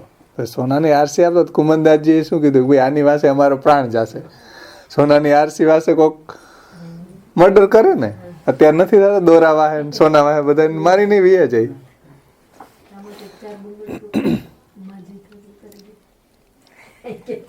હા, તો એ શું છે કે ભાઈ મહાપ્રભુજી આ રીતે આવું જે ફલ પ્રદાન કરતા હોય, સમજો શુદ્ધ પુષ્ટિ માર્ગી ફલનું દાનમાં સામર્થ્ય હોય, પણ એમાં કથમ દદાતી કઈ રીતે આપતા હશે કે આવું એનું ઔચિત્ય સમજીને આપતા હશે કે ભાઈ આ આપવાથી સામેનાનું અહિત થતું હોય તો આપીને શું ફાયદો એમ. પ્રોબ્લેમ અહીંયા સમજો કે કોઈને કોઈ મણી આપી દીધો કરોડ રૂપિયાનો, ચાલો, પણ એની વાહે કોઈ ઝૂંપડીવાળાને મણી આપ્યો તો એનું બધું ભાંગશે, એનું બધું લૂંટાશે કે એનું મરણ થશે મણી વાસે કોઈ એને લેવા માટે આવે છે, તો એનું ઔચિત્ય શું એમ આપવાનું? હા, ખબર હોય કે આ કિંમત વાળો મણી છે તો એને કંઈક યુઝ કરે, નહીં તો એટલે કહેવાનું તાત્પર્ય શું કે શ્રી મહાપ્રભુજી શુદ્ધ પુષ્ટિ માર્ગી ફલ આપવાનું આચાર્યમાં સામર્થ્ય છે, પણ એ સામર્થ્યના હિસાબે ફલ આપવાનું ઔચિત્ય શું એમ? એનું ઔચિત્ય શું? એટલે જેને આપ્યું છે એ પાછો એને કારણે એનું અહિત થતું હોય તો એ શું કામનું? ચલો, ફલ તો આપી દીધું. મને કોક ઓલી લાંબી ઓલી શું નીકળી, જેનો શું ગાડી છે હે કેવી? હા, સ્કોડા. એ સ્કોડા નીકળી તો સ્કોડા આપે મને, તો મારે શું કરવું? રાખવી ક્યાં ને? ઔચિત્ય તો હોય ને કઈ એને, નાખવું શું પછી? ચલાવી ગયો તો એવું કે આ તો સત્સંગ આવ્યો, સત્સંગ બનાવે દવાખાને હોય, સત્સંગમાં ક્યાંથી આવે? હમણાં એક બેનનો ફોન આવ્યો કે તું આ સત્સંગમાં જા તળાવ દરવાજે, કેટલું સાયકલિંગ કરવું પડે, તો હું તને ગાડી લઈ દઉં. એક ગાડી લઈ દઉં કે મેં કીધું ભાઈ સારું છે આ સાયકલ છે તો મારું એક્સરસાઇઝ થાય, શરીર સ્વસ્થ રહે. ગાડી લઈએ તો શું કંઈ એક્સરસાઇઝ ન થાય ને એમ. આ બરાબર છે. પછી એને બહુ કીધું, મેં કીધું તો તમને એક વાત કહું, મેં કીધું લવ તો ખરી, પછી એમાં નાખવું શું? રોજ નાખવું શું? એમાં કઈ પાણીથી જ ચાલે નહીં. તો એને બહુ સરસ વાત કરી, પરોક્ષ વાતથી. ગોર બાપા લગ્ન કરી દે, કઈ ઘર નો હલાવી દે. કીધું આપણે એવા ગોર બાપા ગોતવા કે બે કરી દે, ઘરે હલાવી દે. એટલે એનો મતલબ કે ગાડી લઈ દે, કઈ પેટ્રોલ થોડા તો તારે જ પુરાવાનું હોય ને, એ કઈ અમે થોડા પુરાવી દે. એટલે એ એવું આપે તો ઔચિત્ય શું એનું, જેનાથી મારું અહિત થતું હોય એમ. એમાં અહીંયા ગોકુલનાથજી એવી શંકા ઉઠાય કે ભાઈ અદયદાન આપી તો દે પણ સામેવાળાને પછી એનું ધારણ કરી શકે નહીં, એને કારણે એનું અહિત થાય તો શું કામનું એમ. એવું દુર્લભ છે. અહીં કીધું ને શ્રુતિ આદિ અનેક ભક્ત દુષ્પ્રાપ્યત્વેન, એટલે જે શ્રુતિઓ છે એને પણ બહુ કઠિનતાથી પ્રાપ્ય છે અથવા તો દુષ્પ્રાપ્ય છે એમ શ્રુતિઓને. વેદે એમ કે ને યતો વાચો નિવર્તનતે અપ્રાપ્ય મનસા સહ. કાંઈ ભક્તની વાત છે. શ્રુતિ આદિ અનેક ભક્ત દુષ્પ્રાપ્યત્વેન અતિ દુર્લભત્વાત. આ જે ફલ છે પુષ્ટિ માર્ગી, સાક્ષાત પૂર્ણ પુરુષોત્તમની સાથેનો સંબંધ, એ તો શ્રુતિરૂપા વગેરે અનેક ભક્તોને પણ દુષ્પ્રાપ્ય છે, પ્રાપ્ત થવું કઠિન છે, દુર્લભ છે. એ ભક્તોને કઈ રીતે આપતા હશે આપ? તત્રાહુ અદયદાન દક્ષ ઇતિ. તો કે આપ અદયદાન કરવામાં ચતુર છે, દક્ષ છે એમ. એટલે એને જ આપે છે કે જે એને જેમાં એનું હિત થતું હોય એને. એટલે આ જે ઔચિત્યની વાત આવી ને કે ભાઈ સામર્થ્યના હિસાબે ફળ આપવાનું ઔચિત્ય શું એમ.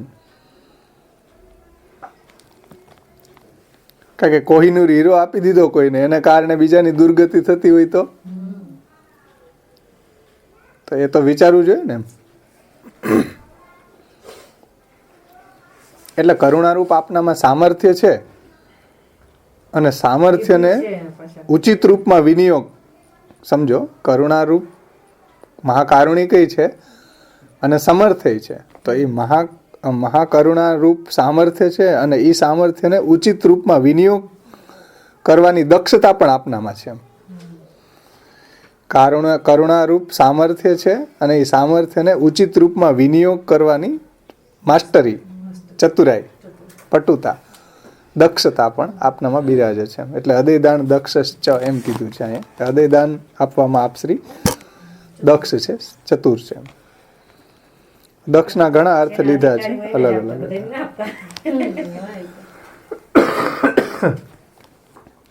ઇતિ હા યદિ. આગળ હવે શ્રી ગોકુલનાથજી આના સમાધાનમાં આગળ ટીકામાં સમજાવે છે.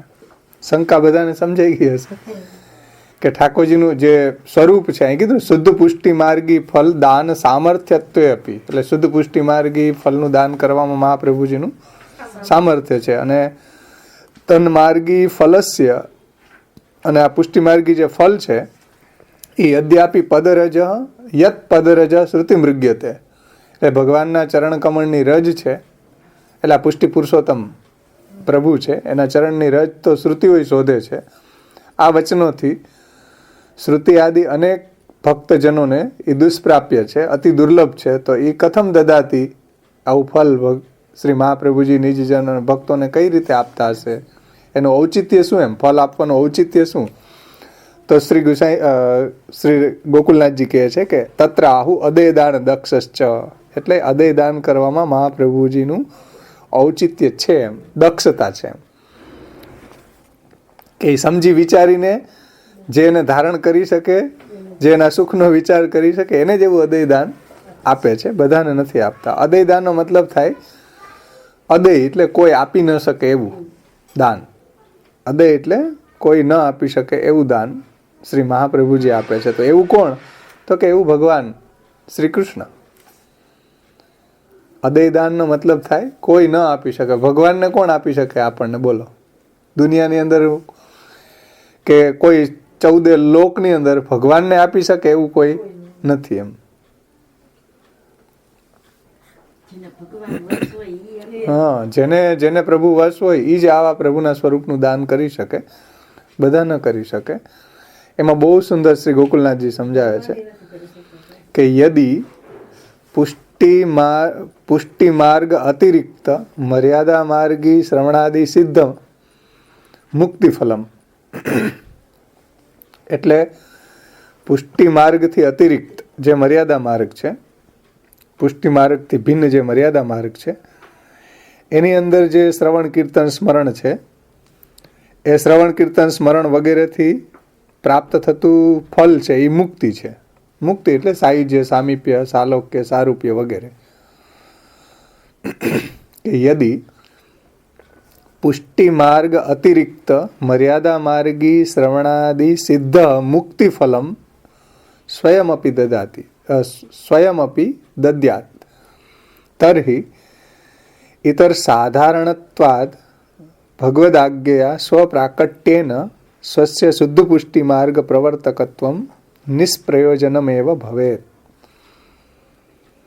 એટલે પુષ્ટિ માર્ગથી ભિન્ન જે મર્યાદા માર્ગ છે એની અંદર શ્રવણ, કીર્તન, સ્મરણ વગેરે કરવાથી જે ફલ પ્રાપ્ત થાય છે એ બહુમાં બહુ તો મુક્તિ. મુક્તિ એટલે સાયુજ્ય, સામીપ્ય, સાલોક્ય, સારૂપ્ય વગેરે વગેરે મુક્તિરૂપી ફલ આપે છે મર્યાદા માર્ગમાં. મર્યાદા માર્ગ છે એમાં શ્રવણાદિ કરવાથી મુક્તિરૂપી ફલ થાય છે. તો જેમ બીજા આચાર્યો જેમ મર્યાદા માર્ગી છે, મર્યાદા માર્ગી ફલ આપે છે, એમ શ્રી મહાપ્રભુજીની પૂર્વમાં જેટલા બી આચાર્યો પ્રગટ થયા છે એણે પણ મુક્તિરૂપી ફલ આપ્યું છે. અને જો મહાપ્રભુજી આ રીતે મુક્તિરૂપી ફલ આપે તો પછી બીજા આચાર્યોમાં અને શ્રી મહાપ્રભુજીમાં કોઈ વિશેષતા ન રહી. એમ સમજો. મર્યાદા માર્ગી શ્રવણાદિ સિદ્ધ મુક્તિ ફલમ સ્વયં અપી દદ્યા. જો મહાપ્રભુજી પણ આ રીતે મુક્તિ ફલ પ્રદાન કરે તો તરહી ઇતર સાધારણત્વાદ, તો પછી બીજા મર્યાદા માર્ગી આચાર્યો અને મહાપ્રભુજીમાં સાધારણતા આવી જાય, બે સમાન થઈ જાય. કઈ મહાપ્રભુજીની વિશેષતા, વિલક્ષણતા, વિશિષ્ટતા ન રહી. એમ એટલે આ જો અદયદાન જે મર્યાદા માર્ગી આચાર્યો અદયદાન શું કરે તો કે મુક્તિરૂપી બહુમાં બહુ ફલ સિદ્ધ કરે છે. અને શ્રી મહાપ્રભુજી જો મુક્તિરૂપી ફલ આપતા હોય તો સાધારણત્વ આવી જાય ને. તો સાધારણ બેમાં ડિફરન્સ શું રહે મર્યાદા માર્ગી આચાર્ય અને પુષ્ટિ માર્ગી આચાર્યમાં, શ્રી મહાપ્રભુજીમાં? એમાં કંઈ ડિફરન્સ ન રહે. એટલા માટે કહે છે કે ભગવદાજ્ઞયા સ્વપ્રાકટ્યેન સ્વસ્ય શુદ્ધ પુષ્ટિ માર્ગ પ્રવર્તકત્વમ નિષ્પ્રયોજનમેવ ભવેત. એટલે જ ભગવદ આજ્ઞાથી શ્રાવણસ્યામલે પક્ષે એકાદશ્યામ મહાનિશી સાક્ષાત ભગવતા પ્રોક્તમ. જો સાક્ષાત ભગવતા પ્રોક્તમ ઇઝિકલ ટુ ભગવદ આજ્ઞા. અહીં જે ગોકુલનાથજી કહે છે કે ભાઈ ભગવાનની આજ્ઞાથી. ભગવાનની આજ્ઞા શું? બ્રહ્મ સંબંધ કરણાત સર્વેશામ દેહ જીવયો સર્વદોષ નિવૃત્તિરી દોષા પંચવિધા સ્મૃતા. ત્યાંથી લઈને ગંગાત્વમ સર્વદોષાણામ ગુણદોષાદિ વર્ણનામ ગંગાત્વે ન નિરૂપ્યાસ્યા તદ્વદ અત્રાપી ચૈવહી. તો ભગવદ આજ્ઞા સ્વપ્રાકટ્યેન સ્વસ્ય શુદ્ધ પુષ્ટિ માર્ગ પ્રવર્તકત્વમ નિષ્પ્રયોજનમેવ ભવેત. એટલે આ રીતે ભગવાને આજ્ઞા કરી શ્રી મહાપ્રભુજીને. તો ભગવાનની આજ્ઞાથી શ્રી મહાપ્રભુજીએ આ રીતે શુદ્ધ પુષ્ટિ માર્ગની પ્રવૃત્તિ કરાવવા, શુદ્ધ પુષ્ટિ માર્ગની જે પ્રવૃત્તિ કરાવી ને આચાર્યજીએ આખો બ્રહ્મ સંબંધમાં આપીને અને પુષ્ટિ પુરુષોત્તમની પ્રાપ્તિ કરાવી બધા દૈવી જીવોને. એટલે પુષ્ટિ પુરુષોત્તમ સુધી પહોંચાડ્યા. પ્રભુ પણ એની સેવાનો અંગીકાર કર્યો. સદોષ હોવા છતાં પણ, જીવ છે એ દોષવાળો હોવા છતાં પણ પ્રભુએ ત્યાં આજ્ઞા કરી કે ભાઈ ગમે એવો દોષવાળો હશે તો પણ હું એની સેવાનો સ્વીકાર કરીશ. એમ તો ભગવદ આજ્ઞા સ્વપ્રાકટ્યેન સ્વસ્ય શુદ્ધ પુષ્ટિ માર્ગી પ્રવર્તકત્વમ નિષ્પ્રયોજનમેવ ભવેત. તો પછી આ બધું જો મહાપ્રભુજી મર્યાદા માર્ગી આચાર્યોની જે મુક્તિરૂપી ફલ આપતા હોત તો પછી ભગવાનની આજ્ઞાથી આપે પ્રગટ કરેલો જે શુદ્ધ પુષ્ટિ માર્ગના આપનું પ્રવર્તકપણું છે એ પણ નિષ્પ્રયોજન થઈ જાય. જો મુક્તિરૂપ ફલ મહાપ્રભુજી આપી દે તો પછી કંઈ પ્રયોજન ન રહ્યા. જે પુષ્ટિ ભક્તિ માર્ગ પ્રગટ થયો, જે પ્રભુએ સાક્ષાત આજ્ઞા કરી અને જે પુષ્ટિ ભક્તિ માર્ગ પ્રવર્તાયો શ્રી મહાપ્રભુજીએ, એ નિષ્પ્રયોજન બની જાય. જો મુક્તિરૂપી જ ફલ આપવું હોત તો બીજા આચાર્યો તો હતા જ. એમ આ શંકા છે. શંકા સમજાણી બધાને?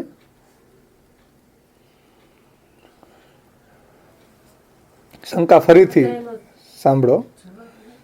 હે ના, હજી આ ફૂલ સ્ટોપ આવ્યું ને અહીંયા સુધી, હજી કે નિષ્પ્રયોજનમેવ ભવેત અહીંયા સુધી. હા, અહીંયા સુધી.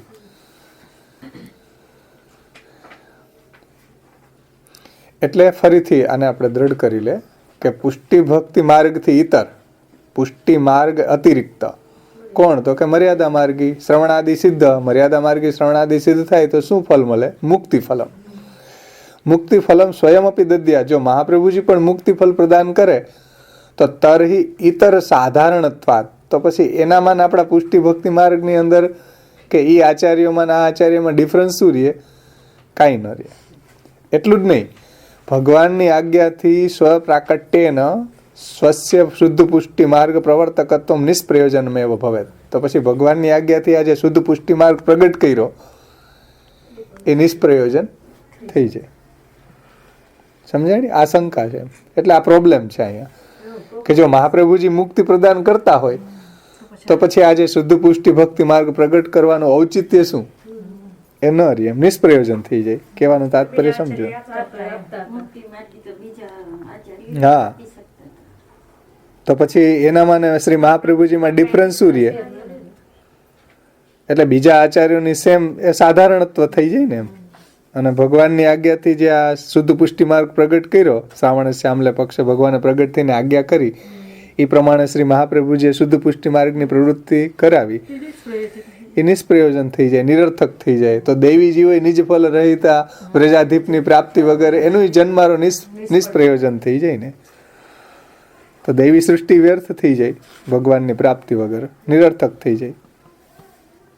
અને આગળ જે આજ્ઞા થઈ તસ્ય આત્માનુભાવ પ્રકટન હૃદયસ્યાજ્ઞા પ્રાદુરાસિત ભૂમોય સન્મનુષ્યાકૃતિ અતિકરણ સ્તંભ પ્રપદ્ય ઉતાસમ, એ બધું નિષ્પ્રયોજન થઈ જાય, એનું કોઈ પ્રયોજન નહીં રહે.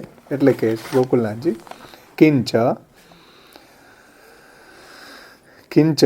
યદિ મુક્ત્ય અધિક ફલમ ન દદ્યાત, એટલે જો મુક્તિથી અધિક ફલ ન આપે આચાર્યજી તો, એટલે મુક્તિથી પણ અધિક ફલ ન આપે તો પછી પોતાનું અને પોતે પ્રગટ કરેલ જે શુદ્ધ પુષ્ટિ ભક્તિ માર્ગ છે એના પ્રાકટ્યનું મુખ્ય પ્રયોજન વ્યર્થ થઈ જાય. ચાહે કીધું નિષ્પ્રયોજનમ, એ જ કોન્ટેક્સમાં છે હજી આ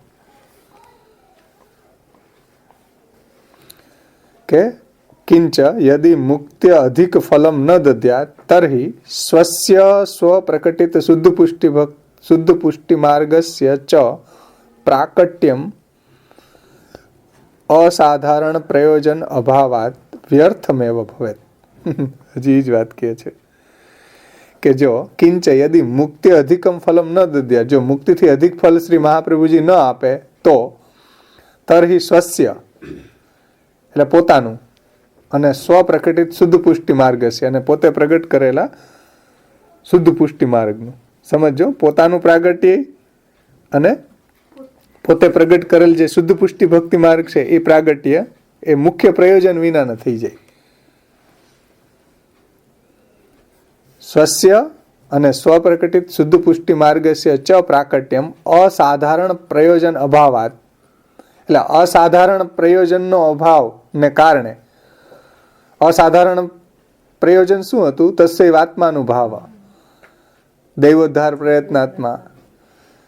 તો તસ્યૈવ આત્માનુભાવ પ્રકટન શ્રી ભાગવત ગુઢાર્થ પ્રકાશન પરાયણ, એ બધી જે વાત હતી ને, તો એ અસાધારણ પ્રયોજન અભાવાત, એટલે જો મહાપ્રભુજી પણ મુક્તિ ફલ પ્રદાન કરી દે તો પોતાનું પ્રાગટ્ય અને પોતે પ્રગટ કરેલા શુદ્ધ પુષ્ટિ ભક્તિ માર્ગનું પણ પ્રાકટ્ય અસાધારણ પ્રયોજનના અભાવને કારણે વ્યર્થમેવ ભવે.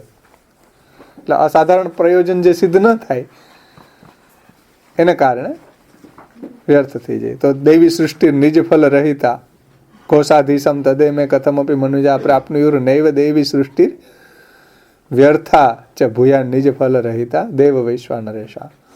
તો આ રીતે પોતાનું પ્રાગટ્ય અને પોતે પ્રગટ કરેલા શુદ્ધ પુષ્ટિ ભક્તિ માર્ગનું પ્રાગટ્ય અસાધારણ પ્રયોજન અભાવાદ, અસાધારણ પ્રયોજનના અભાવને કારણે વ્યર્થ થાત.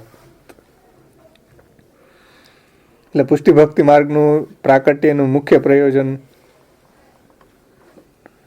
પ્રયોજન વિનાના થવાને કારણે વ્યર્થ થાત એમ. અને એટલા માટે જ અહીંયા ગુસાઈજીએ નામ આપ્યું છે અદેદાન દક્ષ. અતઃ ઉક્તમ, એટલા જ માટે અદેદાન દક્ષશ્ચ એ નામ શ્રી ગુસાઈજી કહે છે.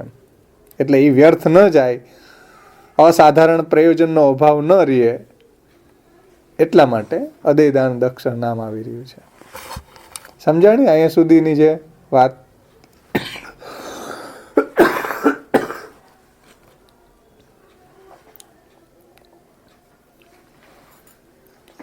પછી અદયદાનને સમજાવે છે કે અદય એટલે શું?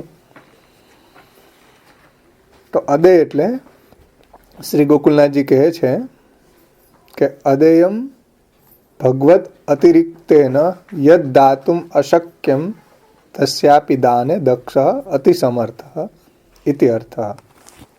અદય એટલે, અદયને સમજાવતા શ્રી ગોકુલનાથજી કહે છે કે અદય એટલે શું? તો કે ભગવદ અતિરિક્તેન યદ દાતુમ અશક્યમ તસ્યાપી દાને દક્ષ અતિ સમર્થ. ભગવાન સિવાય બીજું કોઈ ન આપી શકે એવું દાન, એટલે એકમાત્ર ભગવાન જ આપી શકે અને ભગવાન સિવાય બીજું કોઈ ન આપી શકે એવું દાન કરવામાં પણ આપ સમર્થ છે. સમજો કે ભગવદ અતિરિક્તેન, ભગવાન સિવાય, યદ દાતુમ, ભગવાન સિવાય કોઈ ન આપી શકે એવું દાન શ્રી મહાપ્રભુજી કરવા સમર્થ છે. ભગવાન સિવાય બીજું કોઈ આપી શકે, ભગવાન સિવાય બીજું કોઈ ન આપી શકે એવું દાન કરવા વાળા શ્રી મહાપ્રભુજી છે. એટલે ઘણા સમર્થ છે, શક્તિવાળા છે. તાત્પર્ય એ છે કે ભગવાન સિવાય બીજું કોઈ આવું ફલ ન આપી શકે એવું દાન કરવામાં શ્રી મહાપ્રભુજી સમર્થ છે.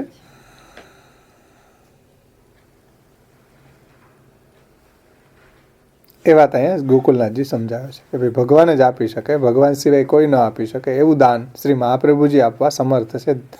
દાને દક્ષ, દક્ષનો અર્થ ગોકુલનાથજી કહે છે અતિ સમર્થ.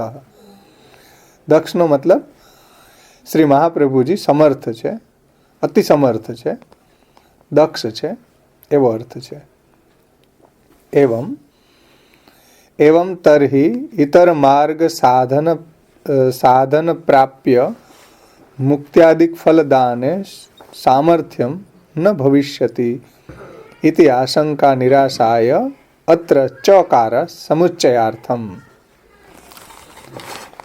એટલે યદિ એવમ તર્હિ ઇતર માર્ગ સાધન પ્રાપ્ય મુક્ત્યાદિ ફલદાને સામર્થ્યમ ન ભવિષ્યતિ ઇતિ આશંકા નિરાશાય ચ શબ્દ મૂક્યો છે. એટલે શ્રી મહાપ્રભુજી એવું અદયદાન આપે છે જે ઠાકોરજી સિવાય બીજું કોઈ ન આપી શકે, ઠાકોરજી જ આપી શકે એવું દાન જે મહાપ્રભુજી આપે છે. તો કોઈ એમ કે ભાઈ માર્ગ, ઇતર માર્ગ સાધારણ પ્રાપ્ય, ઇતર માર્ગની અંદર એટલે મર્યાદા માર્ગની અંદર જે સાધારણ ફલ પ્રાપ્ત થાય મુક્તિ, તો મુક્ત્યાદિક ફલદાને સામર્થ્યમ ન ભવિષ્યતિ, તો પછી મુક્તિ તો નહીં આપતા હોય મહાપ્રભુજી. એવી શંકાના નિરાશન માટે કહે છે ચકાર, અદય દાન દક્ષ ચ.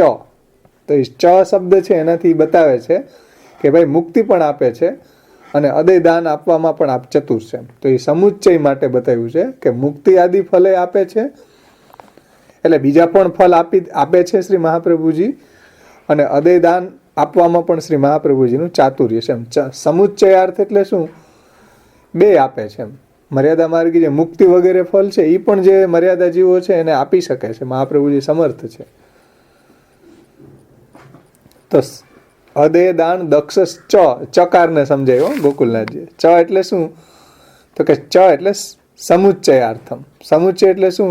તો કે મર્યાદા માર્ગ જે મુક્તિ આદિ ફલ છે એ પણ મહાપ્રભુજી આપે છે અને સાક્ષાત પૂર્ણ પુરુષોત્તમની પ્રાપ્તિ પણ કરાવી આપે છે. એમાં તો આપનું ચતુરાઈ છે જ. સમજો, ચકાર એટલે પણ. ચકારનો મતલબ અહીંયા પણ, એટલે આ તો આપે જ છે એમ, અદયદાન તો આપે જ છે, પણ મુક્તિ વગેરે ફલ પણ આપી દે છે. એવા અધિકારી હોય મર્યાદા માર્ગી તો એને એવું ફલે આપે છે. મહાપ્રભુજી એમાંય સમર્થ છે. એટલે એને શંકા શું કરી? જો કે યદિ એવમ તર્હિ ઇતર માર્ગ સાધન પ્રાપ્ય મુક્ત્યાદિ ફલદાને સામર્થ્યમ ન ભવિષ્યતિ ઇતિ આશંક નિરાશાય અત્ર ચકાર સમુચ્ચયાર્થમ. તો કે ભાઈ એવું નથી, ઇતર માર્ગી જે સાધનથી લભ્ય મુક્તિ વગેરે ફલ છે એ આપવાનું સામર્થ્ય શ્રી મહાપ્રભુજીમાં છે. એટલે પહેલા એ શંકા ઉઠાવી કે તો પછી મહાપ્રભુજી અદયદાન દેવાવાળા છે, તો પછી મર્યાદા માર્ગી જે મુક્તિ વગેરે ફલ છે એ આપી શકવાનું સામર્થ્ય શ્રી મહાપ્રભુજીમાં નહીં હોય. તો કે ના, એવું નથી, ચકાર મૂક્યો છે. અદયદાન દક્ષ ચ થી શું કહે છે? સમુચ્ચયાર્થ. સમુચ્ચય એટલે બે આપી શકે છે. મુક્તિ વગેરે પ્રાપ્ત થાય એટલે એ શંકા હતી કે એમ હોય કે ભાઈ બીજા માર્ગના સાધનથી પ્રાપ્ત થતું ફલ છે, મુક્તિ વગેરે એમાં પ્રાપ્ત થાય, તો એવું ફલ આપવાની શક્તિ મહાપ્રભુજીમાં નહીં હોય. એમ અદયદાન આપવાની જ માત્ર શક્તિ હશે. તો એ શંકાના સમાધાનમાં કહે છે ચ. એટલે અદયદાન દક્ષ ચકાર છે એ સમુચ્ચયાર્થ છે. સમુચ્ચયનો મતલબ થાય મુક્તિ વગેરે ફલદાન શ્રી મહાપ્રભુજી કરવા પણ સમર્થ છે. એટલે ચ શબ્દથી કહે છે. હા, એટલે જેમ માનો કોઈ 1 લાખનું દાન કરતો હોય એ 100 રૂપિયાનું જ કરી શકે ને. 1 લાખનું દાન દેતો એ 100 દેવામાં શું એને વાંધો આવે? એટલે એમ કે છે કે ભાઈ મહાપ્રભુજી અદયદાન દેવા વાળા છે, તો શું મુક્તિ આદિ ફલ નહીં આપી શકતા હોય? તો કે નહીં ભાઈ, મુક્તિ આદિ ફલે આપી શકે છે ને. ચકાર જોવો તો તમે કે અદયદાન દક્ષ ચકારથી સમુચ્ચયાર્થ બે આપે છે. મુક્તિ જે એવા અધિકારી આવે મર્યાદા માર્ગી, તો એને મુક્તિ ફલે પ્રભુ આચાર્યજી પ્રદાન કરી શકે છે. એવું સામર્થ્ય મહાપ્રભુજીમાં છે. હવે શ્રી મહાપ્રભુજીની વાત તો ક્યાં, એના સેવકોમાં એવું સામર્થ્ય છે. હમણાં આપણે પ્રસંગ જોયો કે જલોટાએ અને મુક્તિ આપી પ્રભુદાસ. તો હવે જો મહાપ્રભુજીના સેવકો મુક્તિ પ્રદાન કરી શકતા હોય, તો શ્રી મહાપ્રભુજીમાં તો એવું સામર્થ્ય હોય જ કૈમુતિક ન્યાયથી. એમાં કહેવાનું શું હોય એમ. એટલે સમુચ્ચય અર્થ ચકાર મૂક્યો. આ લગભગ 2-3 ટીકાકારોએ આ ચકારને આ રીતે સમજાવે, સમુચ્ચય અર્થ એમ. યસ્ય સર્વ અશક્ય ફલદાને સામર્થ્યમ તસ્ય ઇતર શક્ય ફલદાને કહ પ્રયાસ ઇત્યપી જ્ઞાપિતમ ભવતી. એ જ વાત કહે છે કે ભાઈ જેનું સર્વ અશક્ય ફલદાને સામર્થ્યમ, જે કોઈ આપી ન શકે એવું આપવામાં જો મહાપ્રભુજી સમર્થ હોય, તો તસે ઇતર શક્ય ફલદાને કહ પ્રયાસ, જે આપવું શક્ય છે એને આપવામાં તો કઈ પ્રયાસ શું મહાપ્રભુજીને એમ. એટલે જેનામાં સર્વ કોઈ ન આપી શકે એવું અદયદાન આપવાની શક્તિ જો હોય શ્રી મહાપ્રભુજીમાં, તો એમને પછી બીજા મર્યાદા માર્ગી આચાર્યો વગેરે જે મુક્તિ આદિ ફલ આપી શકે છે, એવું ફલ આપવામાં શું પ્રયાસ કરવો પડે શ્રી મહાપ્રભુજીને? કાંઈ ન પ્રયાસ કરવો પડે એમ પણ અહીંયા જણાવ્યું છે. એટલે આપણે વાર્તા પ્રસંગોની અંદર આવે કે ભાઈ કુમનદાસજીને ભગવદી પુત્ર આપ્યો, કે મને ભગવદીઓનો સંગ જોઈએ, કે તો જા તને ભગવદી પુત્ર થશે. ચતુર્ભુજ દાસ પ્રગટ થયા ને એમ. તો એવું સામર્થ્ય મહાપ્રભુજીમાં છે એમ, તમે સમજો. ખાલી એટલું જ નથી, એટલું ઉત્તમ સામર્થ્ય હોય તો આવું સામર્થ્ય ન હોય. જે સાક્ષાત અદયદાન દેવા વાળા છે, જે ભગવાન સિવાય કોઈ ન આપી શકે, એવું ફલ આપવાનું સામર્થ્ય મહાપ્રભુજીમાં છે, તો પછી મુક્તિ વગેરે ફલ આપવાનું સામર્થ્ય તો મહાપ્રભુજીમાં હોય જ ને, કૈમુતિક ન્યાયથી એમ. એટલે સમુચ્ચયાર્થ બીજા પણ ફલ આપે છે. આપણે 84-252 ભગવદીઓમાં જોઈએ તો કુમનદાસજીને ભગવદી પુત્ર આપ્યા. પછી નારાયણ દાસના પ્રસંગમાં આવે ને કે એના કેટલા આખા શરીરમાં રોગથી પીડિત હતા, તો શ્રી મહાપ્રભુજી એના ચરણ કમળ એના મસ્તક ઉપર રાખીને બધો એનો રોગ દૂર કરી દીધો છે. શારીરિક રોગ દૂર કર્યો એટલું જ નહીં, ભવરોગ એનો દૂર કરી દીધો અને ભગવત પ્રાપ્તિ કરાવી છે એમ.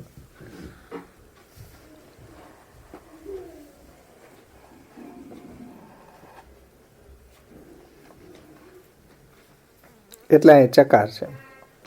સંભલવાડાની જે દાસી છે એને નિત્ય લીલા સદેહ પ્રાપ્ત કરાવી દીધી આચાર્યજી.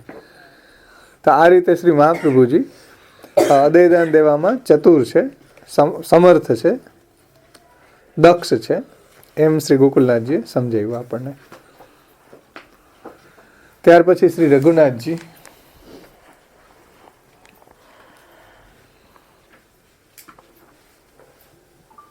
અદયદાનનો મતલબ સાક્ષાત શુદ્ધ પુષ્ટિ માર્ગી ફલ પ્રભુની પ્રાપ્તિ કરાવી દે. લીલા પરિકર સહિત લીલા વિશિષ્ટ ભગવાન સ્વરૂપની પ્રાપ્તિ કરાવી એ અદયદાન. એમ શુદ્ધ પુષ્ટિ માર્ગી ફલ એ છે. ઉપર શંકામાં આવ્યું ને, શુદ્ધ પુષ્ટિ માર્ગી ફલ દાન સામર્થ્યત્વે અપી સામર્થ્યવત્વે અપી.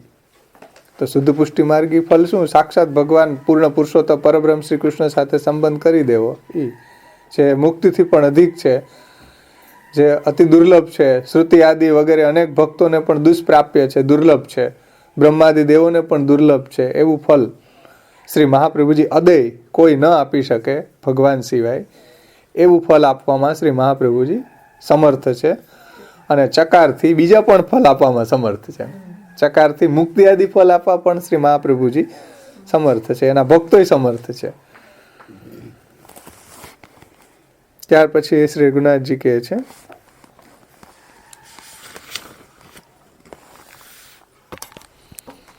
અદયદાન દક્ષની ટીકામાં શ્રી રઘુનાથજી આજ્ઞા કરે છે.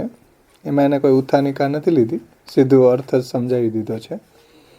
અદયદાન દક્ષશ્ચ ઇતિ લોકે યહ કશ્ચન રસાયણાદિકમપી ન પ્રકાશયતિ અયંતુ બ્રહ્માદિ દુર્લભમપી સ્વસર્વસ્વમ ભક્તેભ્યો દત્તવાન.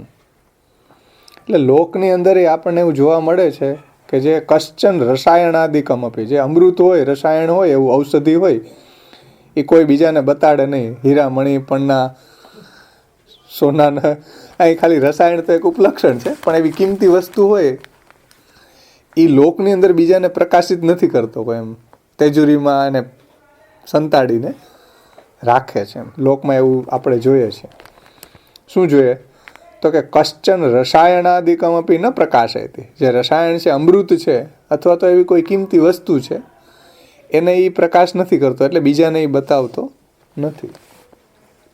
એટલે દિવ્ય એવી અલૌકિક ઔષધિ હોય કોઈ પાસે, કે અમૃત હોય, તો કોઈની આગળ એ પ્રકાશ નથી કરતો, તેજુરીમાં મૂકી દે. એમ કોઈ મણી હોય, ચલો એવો મોટો ચમંતક જેવો, ભાગવતજીની અંદર ચમંતક મણીનો હોબાળો બચાવ્યો હતો. ચમંતક મણીએ કેટલાય નથી ખૂન કહી રહે ચમંતક મણીએ.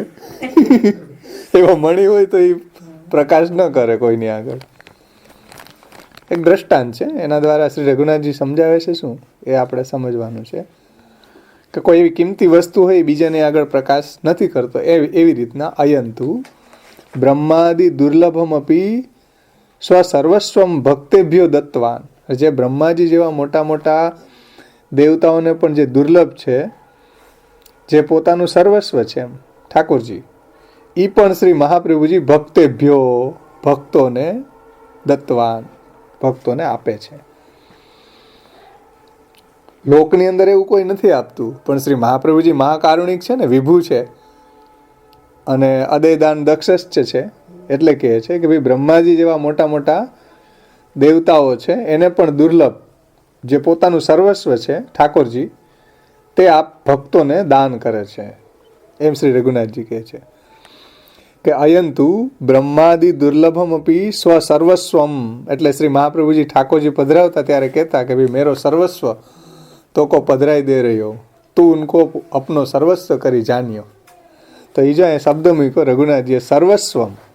હવે આપણે આપણું સર્વસ્વ કોઈને દેતા નથી, પણ શ્રી મહાપ્રભુજી પોતાનું સર્વસ્વ જે ઠાકોરજી છે, જે બ્રહ્માજી દેવતાઓને પણ એ પ્રાપ્ત થતા નથી, એના ચરણ કમળની રજ રજાધિપતિ ઇન્દિરા પ્રભૃતિ મૃગ્ય પાદાંબુજે. ઇન્દિરા શોધે છે. બ્રહ્માજી તો શું, જેની જે ઠાકોરજીની પત્ની છે ઇન્દિરા, લક્ષ્મી, એ પણ ભગવાનના ચરણ કમળની રજને શોધે છે. એમ તો એવા જે ઠાકોરજી છે, વ્રજાધિપતિ ઇન્દિરા પ્રભૃતિ મૃગ્ય પાદાંબુજ ક્ષણેન પરિતોષિત તદનુગત્વ મેવાસ્તુ મેં.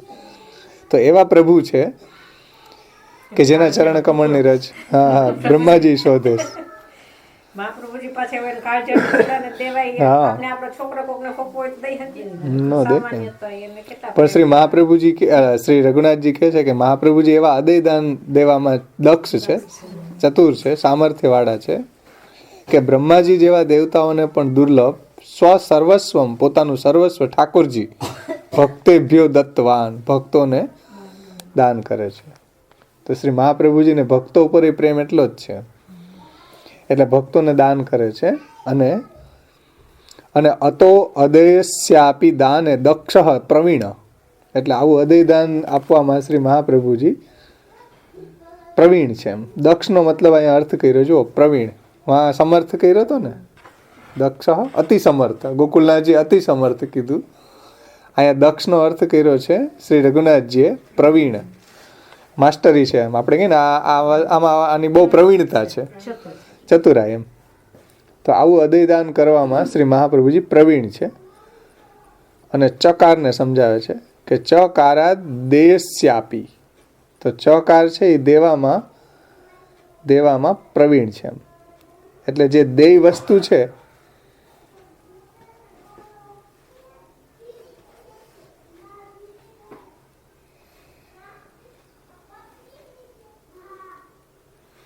આવું અદયદાન છે જે કોઈ આપી ન શકે, એવું દાન પણ આપવામાં શ્રી મહાપ્રભુજી પ્રવીણ છે.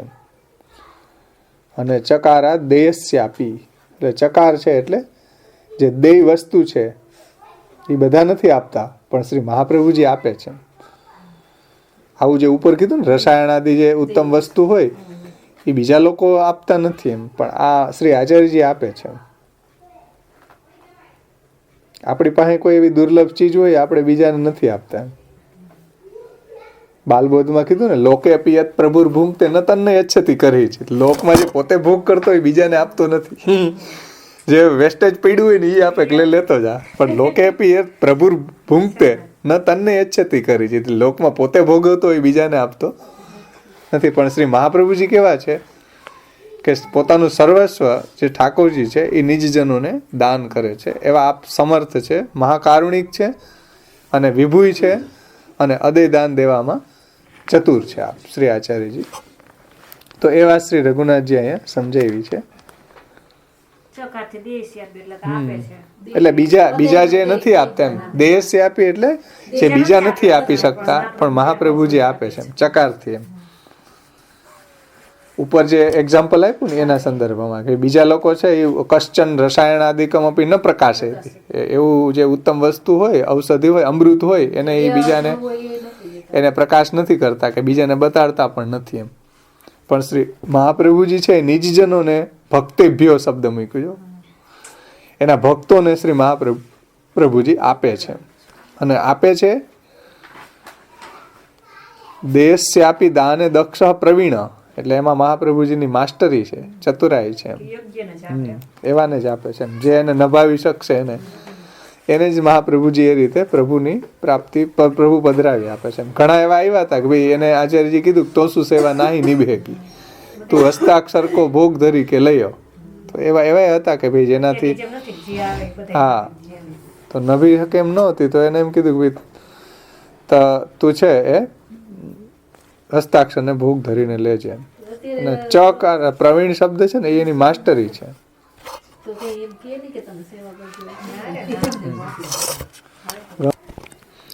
પછીની જે ટીકા છે, આજે આપણી પાસે સમય થોડોક ઓછો છે એટલે આપણે નાની નાની બે ટીકા લઈ લે. શ્રી હરિરાયજીની ને ગોપેશ્વરજીની બાકી રાખીએ, એ આપણે આવતા વખતે લેશું. કારણ કે એટલા સમયમાં લઈ નહીં શકાય એટલી મોટી ટીકા, કારણ કે ગોપેશ્વરજીની આખી લેવાની છે અને બહુ લોંગ ટીકા છે. હરિરાયજીની પણ એટલી જ છે, એ આપણે આવતા વખતે લેશું. ત્યાર પછી 5મી જુઓ, લેખ કારસી વલ્લભજીની, એને આપણે લઈ લે. અને ભદ્રનાથ દાસજીને લઈ લે. એમાં શ્રી હરિરાયજીની જે 4 ક છે ને એ લઈ લે. 4 કમાં હરિરાયજીએ 2 ટીકા લખી છે.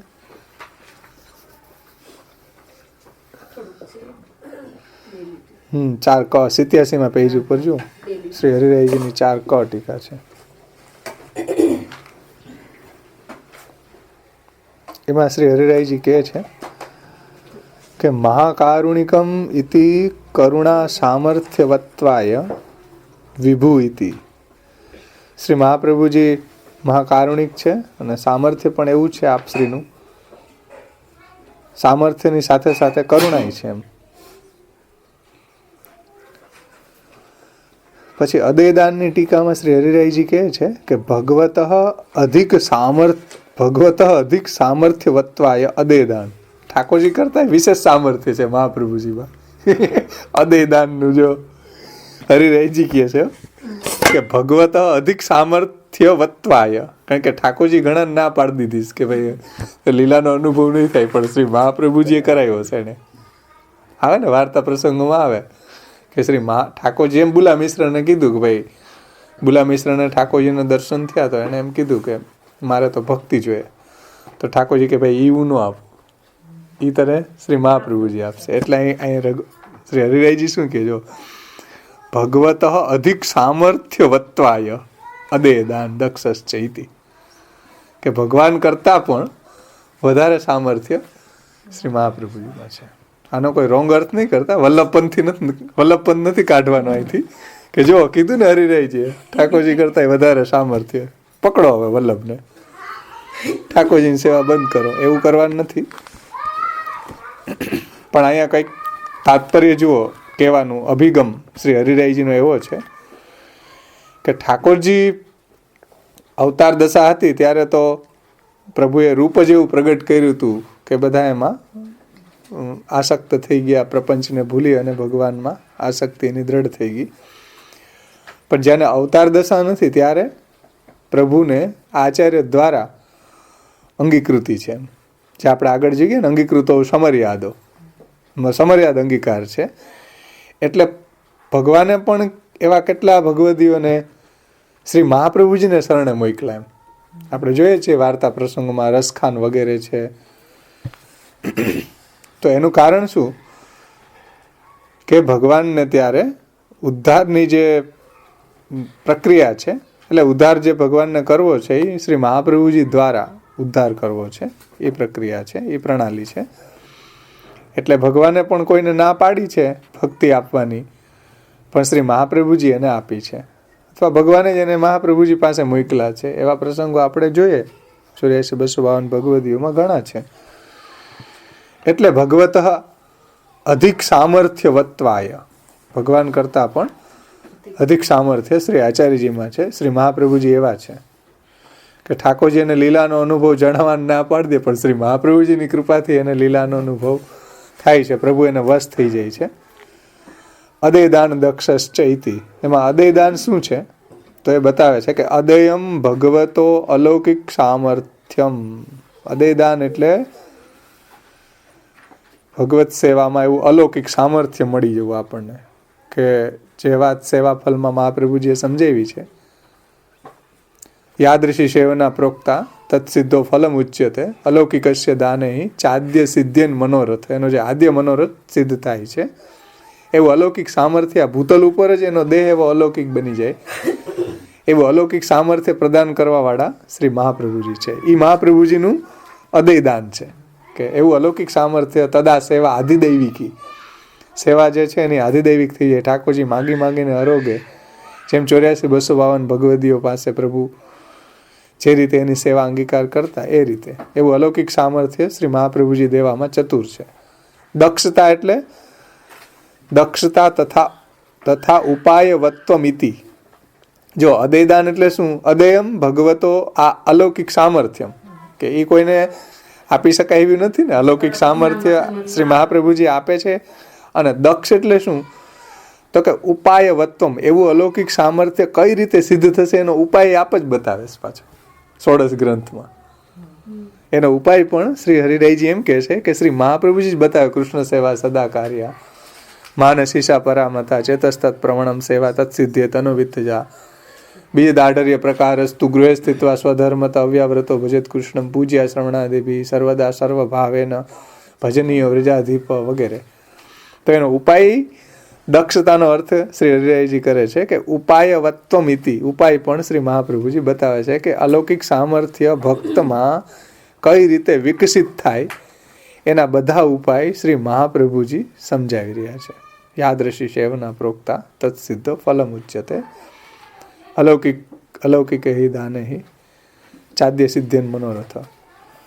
તો 16 ગ્રંથ વગેરેમાં આપણને આચાર્યજી એ ઉપાય જ બતાવ્યો છે કે કેવી રીતે ભગવત સેવા કરવી એમ. અને એવું અલૌકિક સામર્થ્ય સિદ્ધ થવામાં જે ઉપાય છે એ પણ બતાવવાળા શ્રી મહાપ્રભુજી છે. એ આચાર્યજીનું અદયદાન દક્ષતા છે. ત્યાર પછી ત્યાર પછી 5મી ટીકા, બીજી મોટી મોટી છે, આપણે આવતે વખતે લેશું, કારણ કે અત્યારે એમાં 2માંથી એકય આપણે લઈ નહીં શકીએ. 5મી ટીકા શ્રી વલ્લભજી, લેખકાર શ્રી વલ્લભજી. શ્રી વલ્લભજી કહે છે કે સંસારાદ ઉદ્ધારે, મળી ને બધાને મજો, આપણે આગળ તો જોઈ ગયા, મહાકારુણિક ને વિભુ જોઈ ગયા ને, એમાં કહે છે આપશ્રી કે સંસારાદ ઉદ્ધારે દુઃખ હાનાવપી સુખાવાપ્તે અપેક્ષિતત્વાત તદ્દાન સામર્થ્યમ આહુ અદેયમ ઇતિ. અદેયમ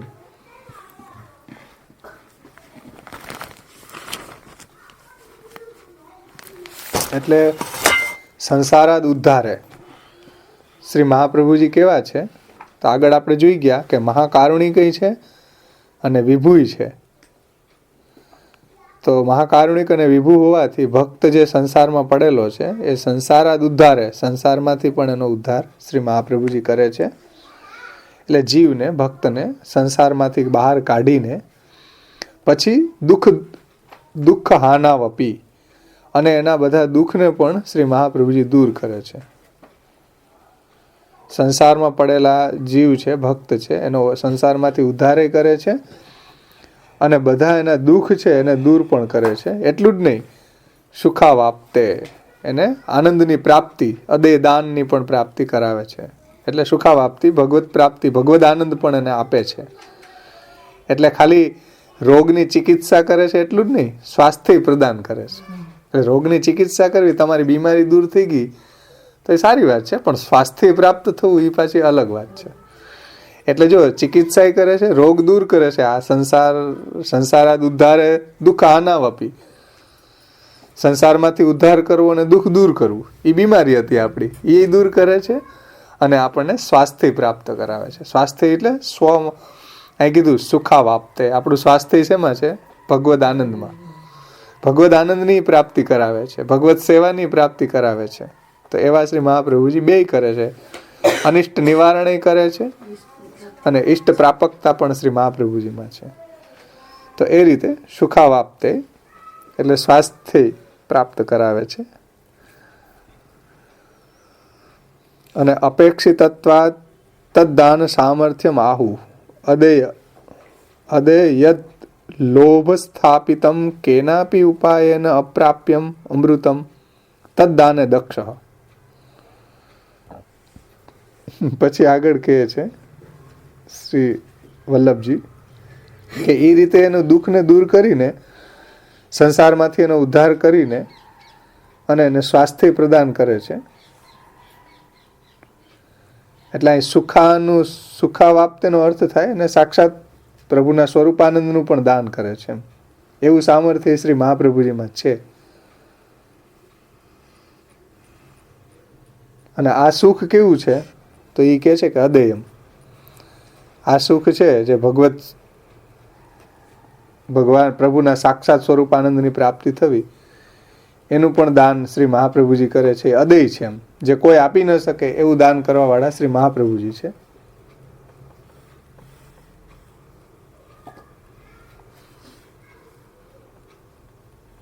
પછી જે વાત કરી છે ને એને કે અપેક્ષિતત્વાત તદ્દાનાર્થમ આહુ અદેયમ ઇતિ લોભ સ્થાપિતમ કેનાપી ઉપાયેન અપ્રાપ્યમ. એટલે ઠાકોરજીના જે વોઠ છે, એટલે અધર છે, એ અધરની અંદર લોભ વિરાજે છે. એમ ઘડીકમાં પ્રભુ અધરામૃત કોઈને આપતા નથી. એમ અદેયમ એટલે આપતા નથી. અદેયનો અર્થ અહીં લીધો, કોઈને આપે નહીં ઠાકોરજી.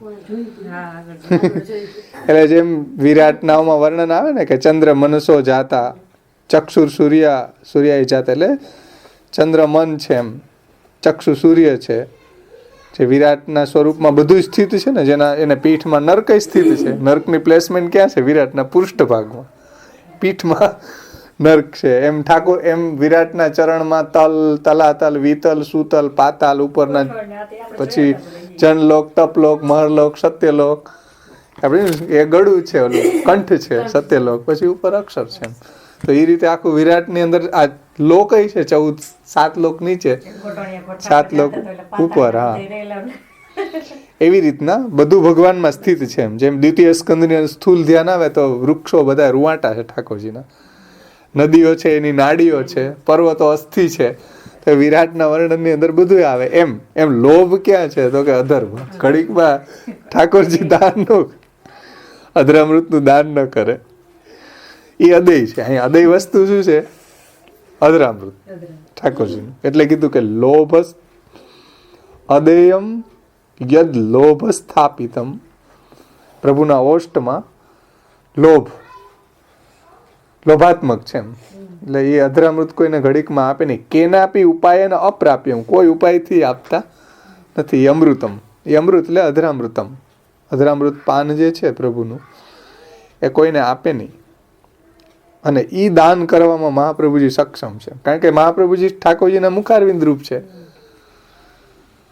તો ઠાકોરજી છે ઘડીકમાં અધરામૃતનું પાન, એટલે અધરામૃતનું પાન ન આપે, પણ એટલે અહીં કીધું કેનાપી ઉપાય ને અપ્રાપ્યમ, કોઈ પણ ઉપાયથી એ પ્રાપ્ય નથી. અને એનું પણ દાન કરવામાં શ્રી મહાપ્રભુજી સક્ષમ છે, સમર્થ છે. એમ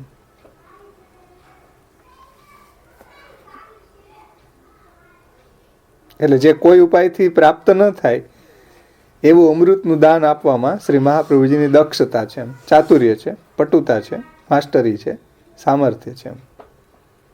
કારણ કે શ્રી મહાપ્રભુજી પ્રભુના સાક્ષાત મુખારવિંદ રૂપ છે. એટલે આપણે આવે ને આમાં સર્વોત્તમ સ્તોત્રમાં કૃષ્ણાધરામૃતા સ્વાદ સિદ્ધિરત્ર ન સંશય, અને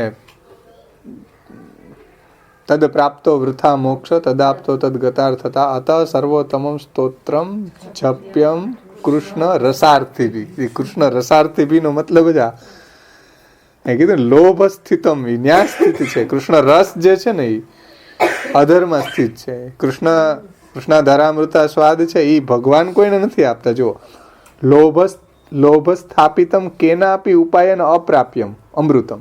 આ અમૃત એવું છે કે કોઈ ઉપાયથી આપણને ઓલા ભગવાન જ નથી આપતા કોઈને. અને એ ઉપાય શું છે? એટલે આ જે લોભામૃત શું છે? એ જ વાત છે કે ભગવાન કોઈની સામે તરત ભોગ્ય નથી બનતા. કોઈને કહેતા નથી કે હાલ ભાઈ હું ભોગ્ય બની જાઉં, ભોગતા જ રહે છે એમ. એટલે ગોપીજનોને એ દાન કરવું હતું તો એ અમૂર્ત દાન કર્યું, એમ કીધું નહીં. અમૂર્ત મતલબ વેણુ દ્વારા.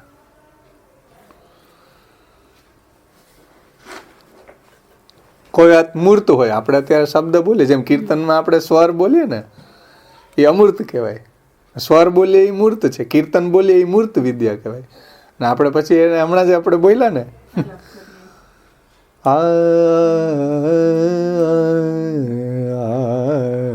એ અમૂર્ત વિદ્યા છે. જેને ખબર હોય એ જ સમજે, એવા બીજા ન સમજે, બધું ન સમજે કે આ શું બોલ્યા.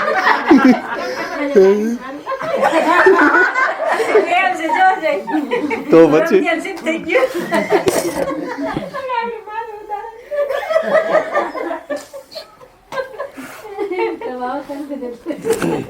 એટલે ઘડીકની અંદર પ્રભુ છે આવી રીતના પોતે ભોગ્ય બને છે એવું કોઈને કહેતા નથી ડાયરેક્ટ. એટલે વેણુ રંધ્રાન વેણો અધર સુધે પૂરેન ગોપ વૃંદે, તો એ રંધ્રની વેણુના રંધ્રોમાં પૂરીને પછી ગોપીજનોના કર્ણરંધ્ર દ્વારા એના હૃદયમાં સ્થાપિત કર્યો. એમ ડાયરેક્ટ પ્રભુ એવું કોઈને નથી કહેતા એમ કે હું ભોગ્ય બની જવાનું. સમજીશ ને વાત? એટલે આ લોભાત્મક છે અધર. ઠાકોરજી ઘડીકમાં કોઈને એનું દાન ન કરે, અને એવું દાન કરવામાં શ્રી મહાપ્રભુજી સમર્થ છે. આગળ આ સંદર્ભમાં આવશે, આગળની જે ટીકા છે વદનાલદાસ, એને તો આખું એ જ સમજાવ્યું છે, વેણુ ગીતની સંદર્ભ સમજાવ્યો છે. પણ આપણે પેલા શ્રી વલ્લભજીની જોઈ લે લેખકાર. સમજાય ને કે યદ લોભ સ્થાપિતમ કેનાપી ઉપાયન અપ્રાપ્યમ અમૃતમ તદ દાને દક્ષ. એવું દાન કરવામાં શ્રી મહાપ્રભુજી ચતુર છે, સમર્થ છે. નહીં બ્રહ્માદિરપી ભગવતા સ્વલોભે સ્થાપિતમ જ્ઞાતુમ દાતુમ વા સમર્થો ભવતી. એટલે નહીં બ્રહ્માદિરપી, બ્રહ્માજી જેવા મોટા મોટા દેવતાઓને પણ એ પ્રાપ્ત નથી થતું એમ. કૃષ્ણાધરામૃતા સ્વાદ સિદ્ધિ અત્ર ન સંશય. તો એ બ્રહ્માજી જેવા દેવતાઓને પણ આ લોભામૃત છે એ પ્રાપ્ત નથી થતું એમ. એટલે બ્રહ્માજી વગેરે જે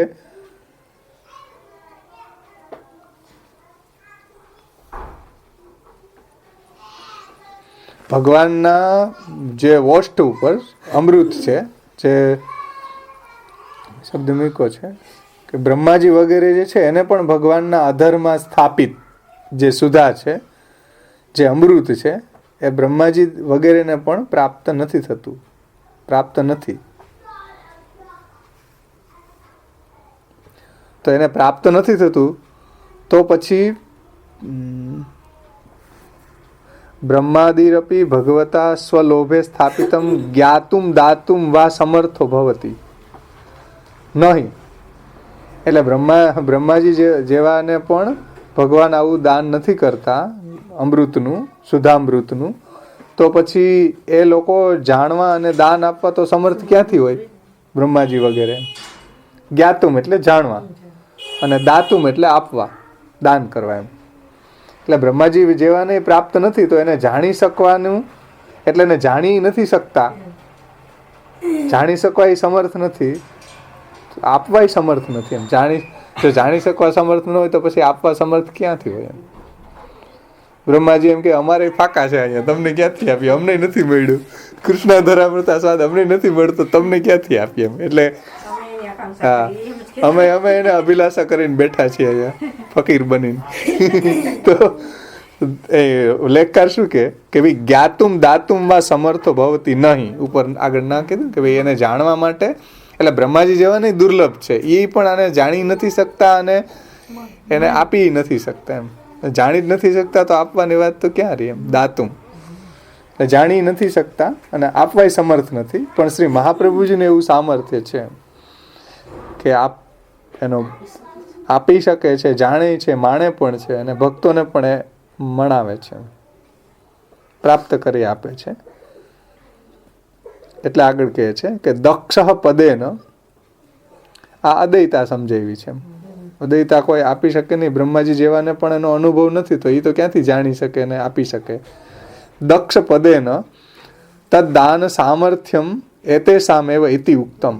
એટલે દક્ષ પદથી અહીંયા એ વાત સમજાવી છે કે શ્રી મહાપ્રભુજીમાં એવું સામર્થ્ય છે. કૃષ્ણાધરામૃતા સ્વાદ સિદ્ધિ અત્ર ન સંશય, જે સર્વોત્તમ સ્તોત્રના પાઠથી પણ લભ્ય છે.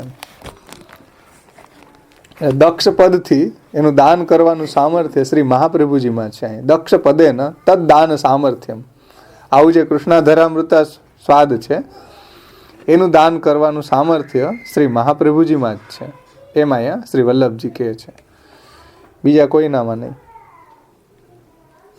અને એમાં જે અદય દાનોક્ત્યા, એટલે અદય દાન એમ કહ્યું છે એ ભગવાન અપી એતદ અધીનો દાસાય તદ દદાતિ ઇતિ સૂચિતમ. એટલે અદય દાન એટલે શું?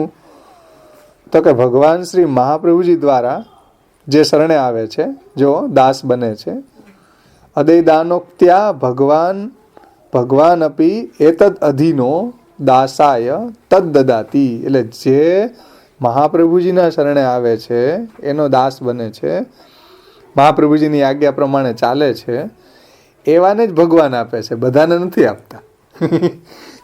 વલ્લભજી કહે અદયદાન એટલે શું? તો કે ભગવાન શ્રી મહાપ્રભુજી દ્વારા જે શરણે આવે છે, જે ભક્ત છે, મહાપ્રભુજીમાં નિષ્ઠાવાળો છે, એની આજ્ઞા પ્રમાણે જે જીવે છે, તે એવા ભક્તને આપ અધીન થઈ જાય છે. અહીં કીધું તદ અધિ ભગવાન અપી એતદ અધીનો, એવા ભક્તને અધીન થઈ જાય છે. કેવા ભક્તને? કે જે મહાપ્રભુજીને શરણે આવ્યો છે. ભગવાન અપી એતદ અધીનો દાસાય તદ દદાતિ ઇતિ સૂચિતમ, એવાને જ આપે છે ભગવાન, બધાને નથી આપતા. ભગવાને એમાં પાછો વિવેક કે મહાપ્રભુજી પાસેથી આવ્યો કે નહીં એમ જુએ પહેલા, પછી એને આપે છે. બધાને દાન નથી કરતા આચાર્યજી પણ, ભલા ઠાકોરજી પણ. ઉપર ઓલું કૃષ્ણાધરામૃતા સ્વાદ એની વાત છે, એ અદય દાન છે અહીંયા. કૃષ્ણ ધરામૃતા સ્વાદ સિદ્ધિ રત્ર ન સંશય જપ્યમ કૃષ્ણ રસાર્થિભી. જે કૃષ્ણનો રસ છે, કૃષ્ણનો જે આનંદ છે, ભગવદ આનંદ છે, એ કોઈને મળે નહીં. એ અદયદાન છે. એ અદયદાન કોણ આપે? તો કે ભાઈ જેને મહાપ્રભુજીને જે શરણે આવે એને પ્રભુ આપે છે, બધાને નથી આપતું. બ્રહ્માજી જેવાને તો બહુ દુર્લભ છે, એને તો સ્વપ્ન વ્યવહાર નથી, એ તો એને તો જાણતા નથી, તો દાન કરવાની વાત ક્યાં રહી બ્રહ્માજી જેવા દેવતાઓને. એટલે કહે છે કે અદય દાનોક્ત્યા ભગવાન અપી એતદ અધીનો. જે વાત આપણે જોઈએ ને, અહમ ભક્ત પરાધીનો, એટલે એવા ભક્તને ભગવાન પરાધીન થઈ જાય છે. એ દાસને પોતાના અધરમાં સ્થિત જે રસ છે એનું દાન પ્રભુ કરે છે. એનું ના એ અદય દાનથી અહીંયા સૂચિત થાય છે. ઇતિ સૂચિતમ, એ વાત અહીંયા સૂચિત થઈ છે. શું? કે જે મહાપ્રભુજી ભગવાન શ્રી મહાપ્રભુજી દ્વારા જે શરણે આવેલો જે ભક્ત છે એને અધીન થઈને એ દાસને પોતાના અધરમાં સ્થિત રસને દાન કરે છે. અને એ અદયદાનથી અહીંયા સૂચિત થાય છે. અદયદાન એટલે એવો કૃષ્ણધરામૃતા સ્વાદ જપ્યમ કૃષ્ણ રસાર્થિભી, એ રસનું દાન કરે છે. અને ચકાર મૂક્યો છે શ્રી ગુસાઈજીએ, અદયદાન દક્ષ ચ. ચકારને સમજાવતા શ્રી વલ્લભજી કહે છે ચકાર પૂર્વોક્ત સર્વ સમુચ્ચયાર્થમ. અને ચકારથી પૂર્વોક્ત સર્વ સમુચ્ચયાર્થમ એમ કહી રહ્યા છે.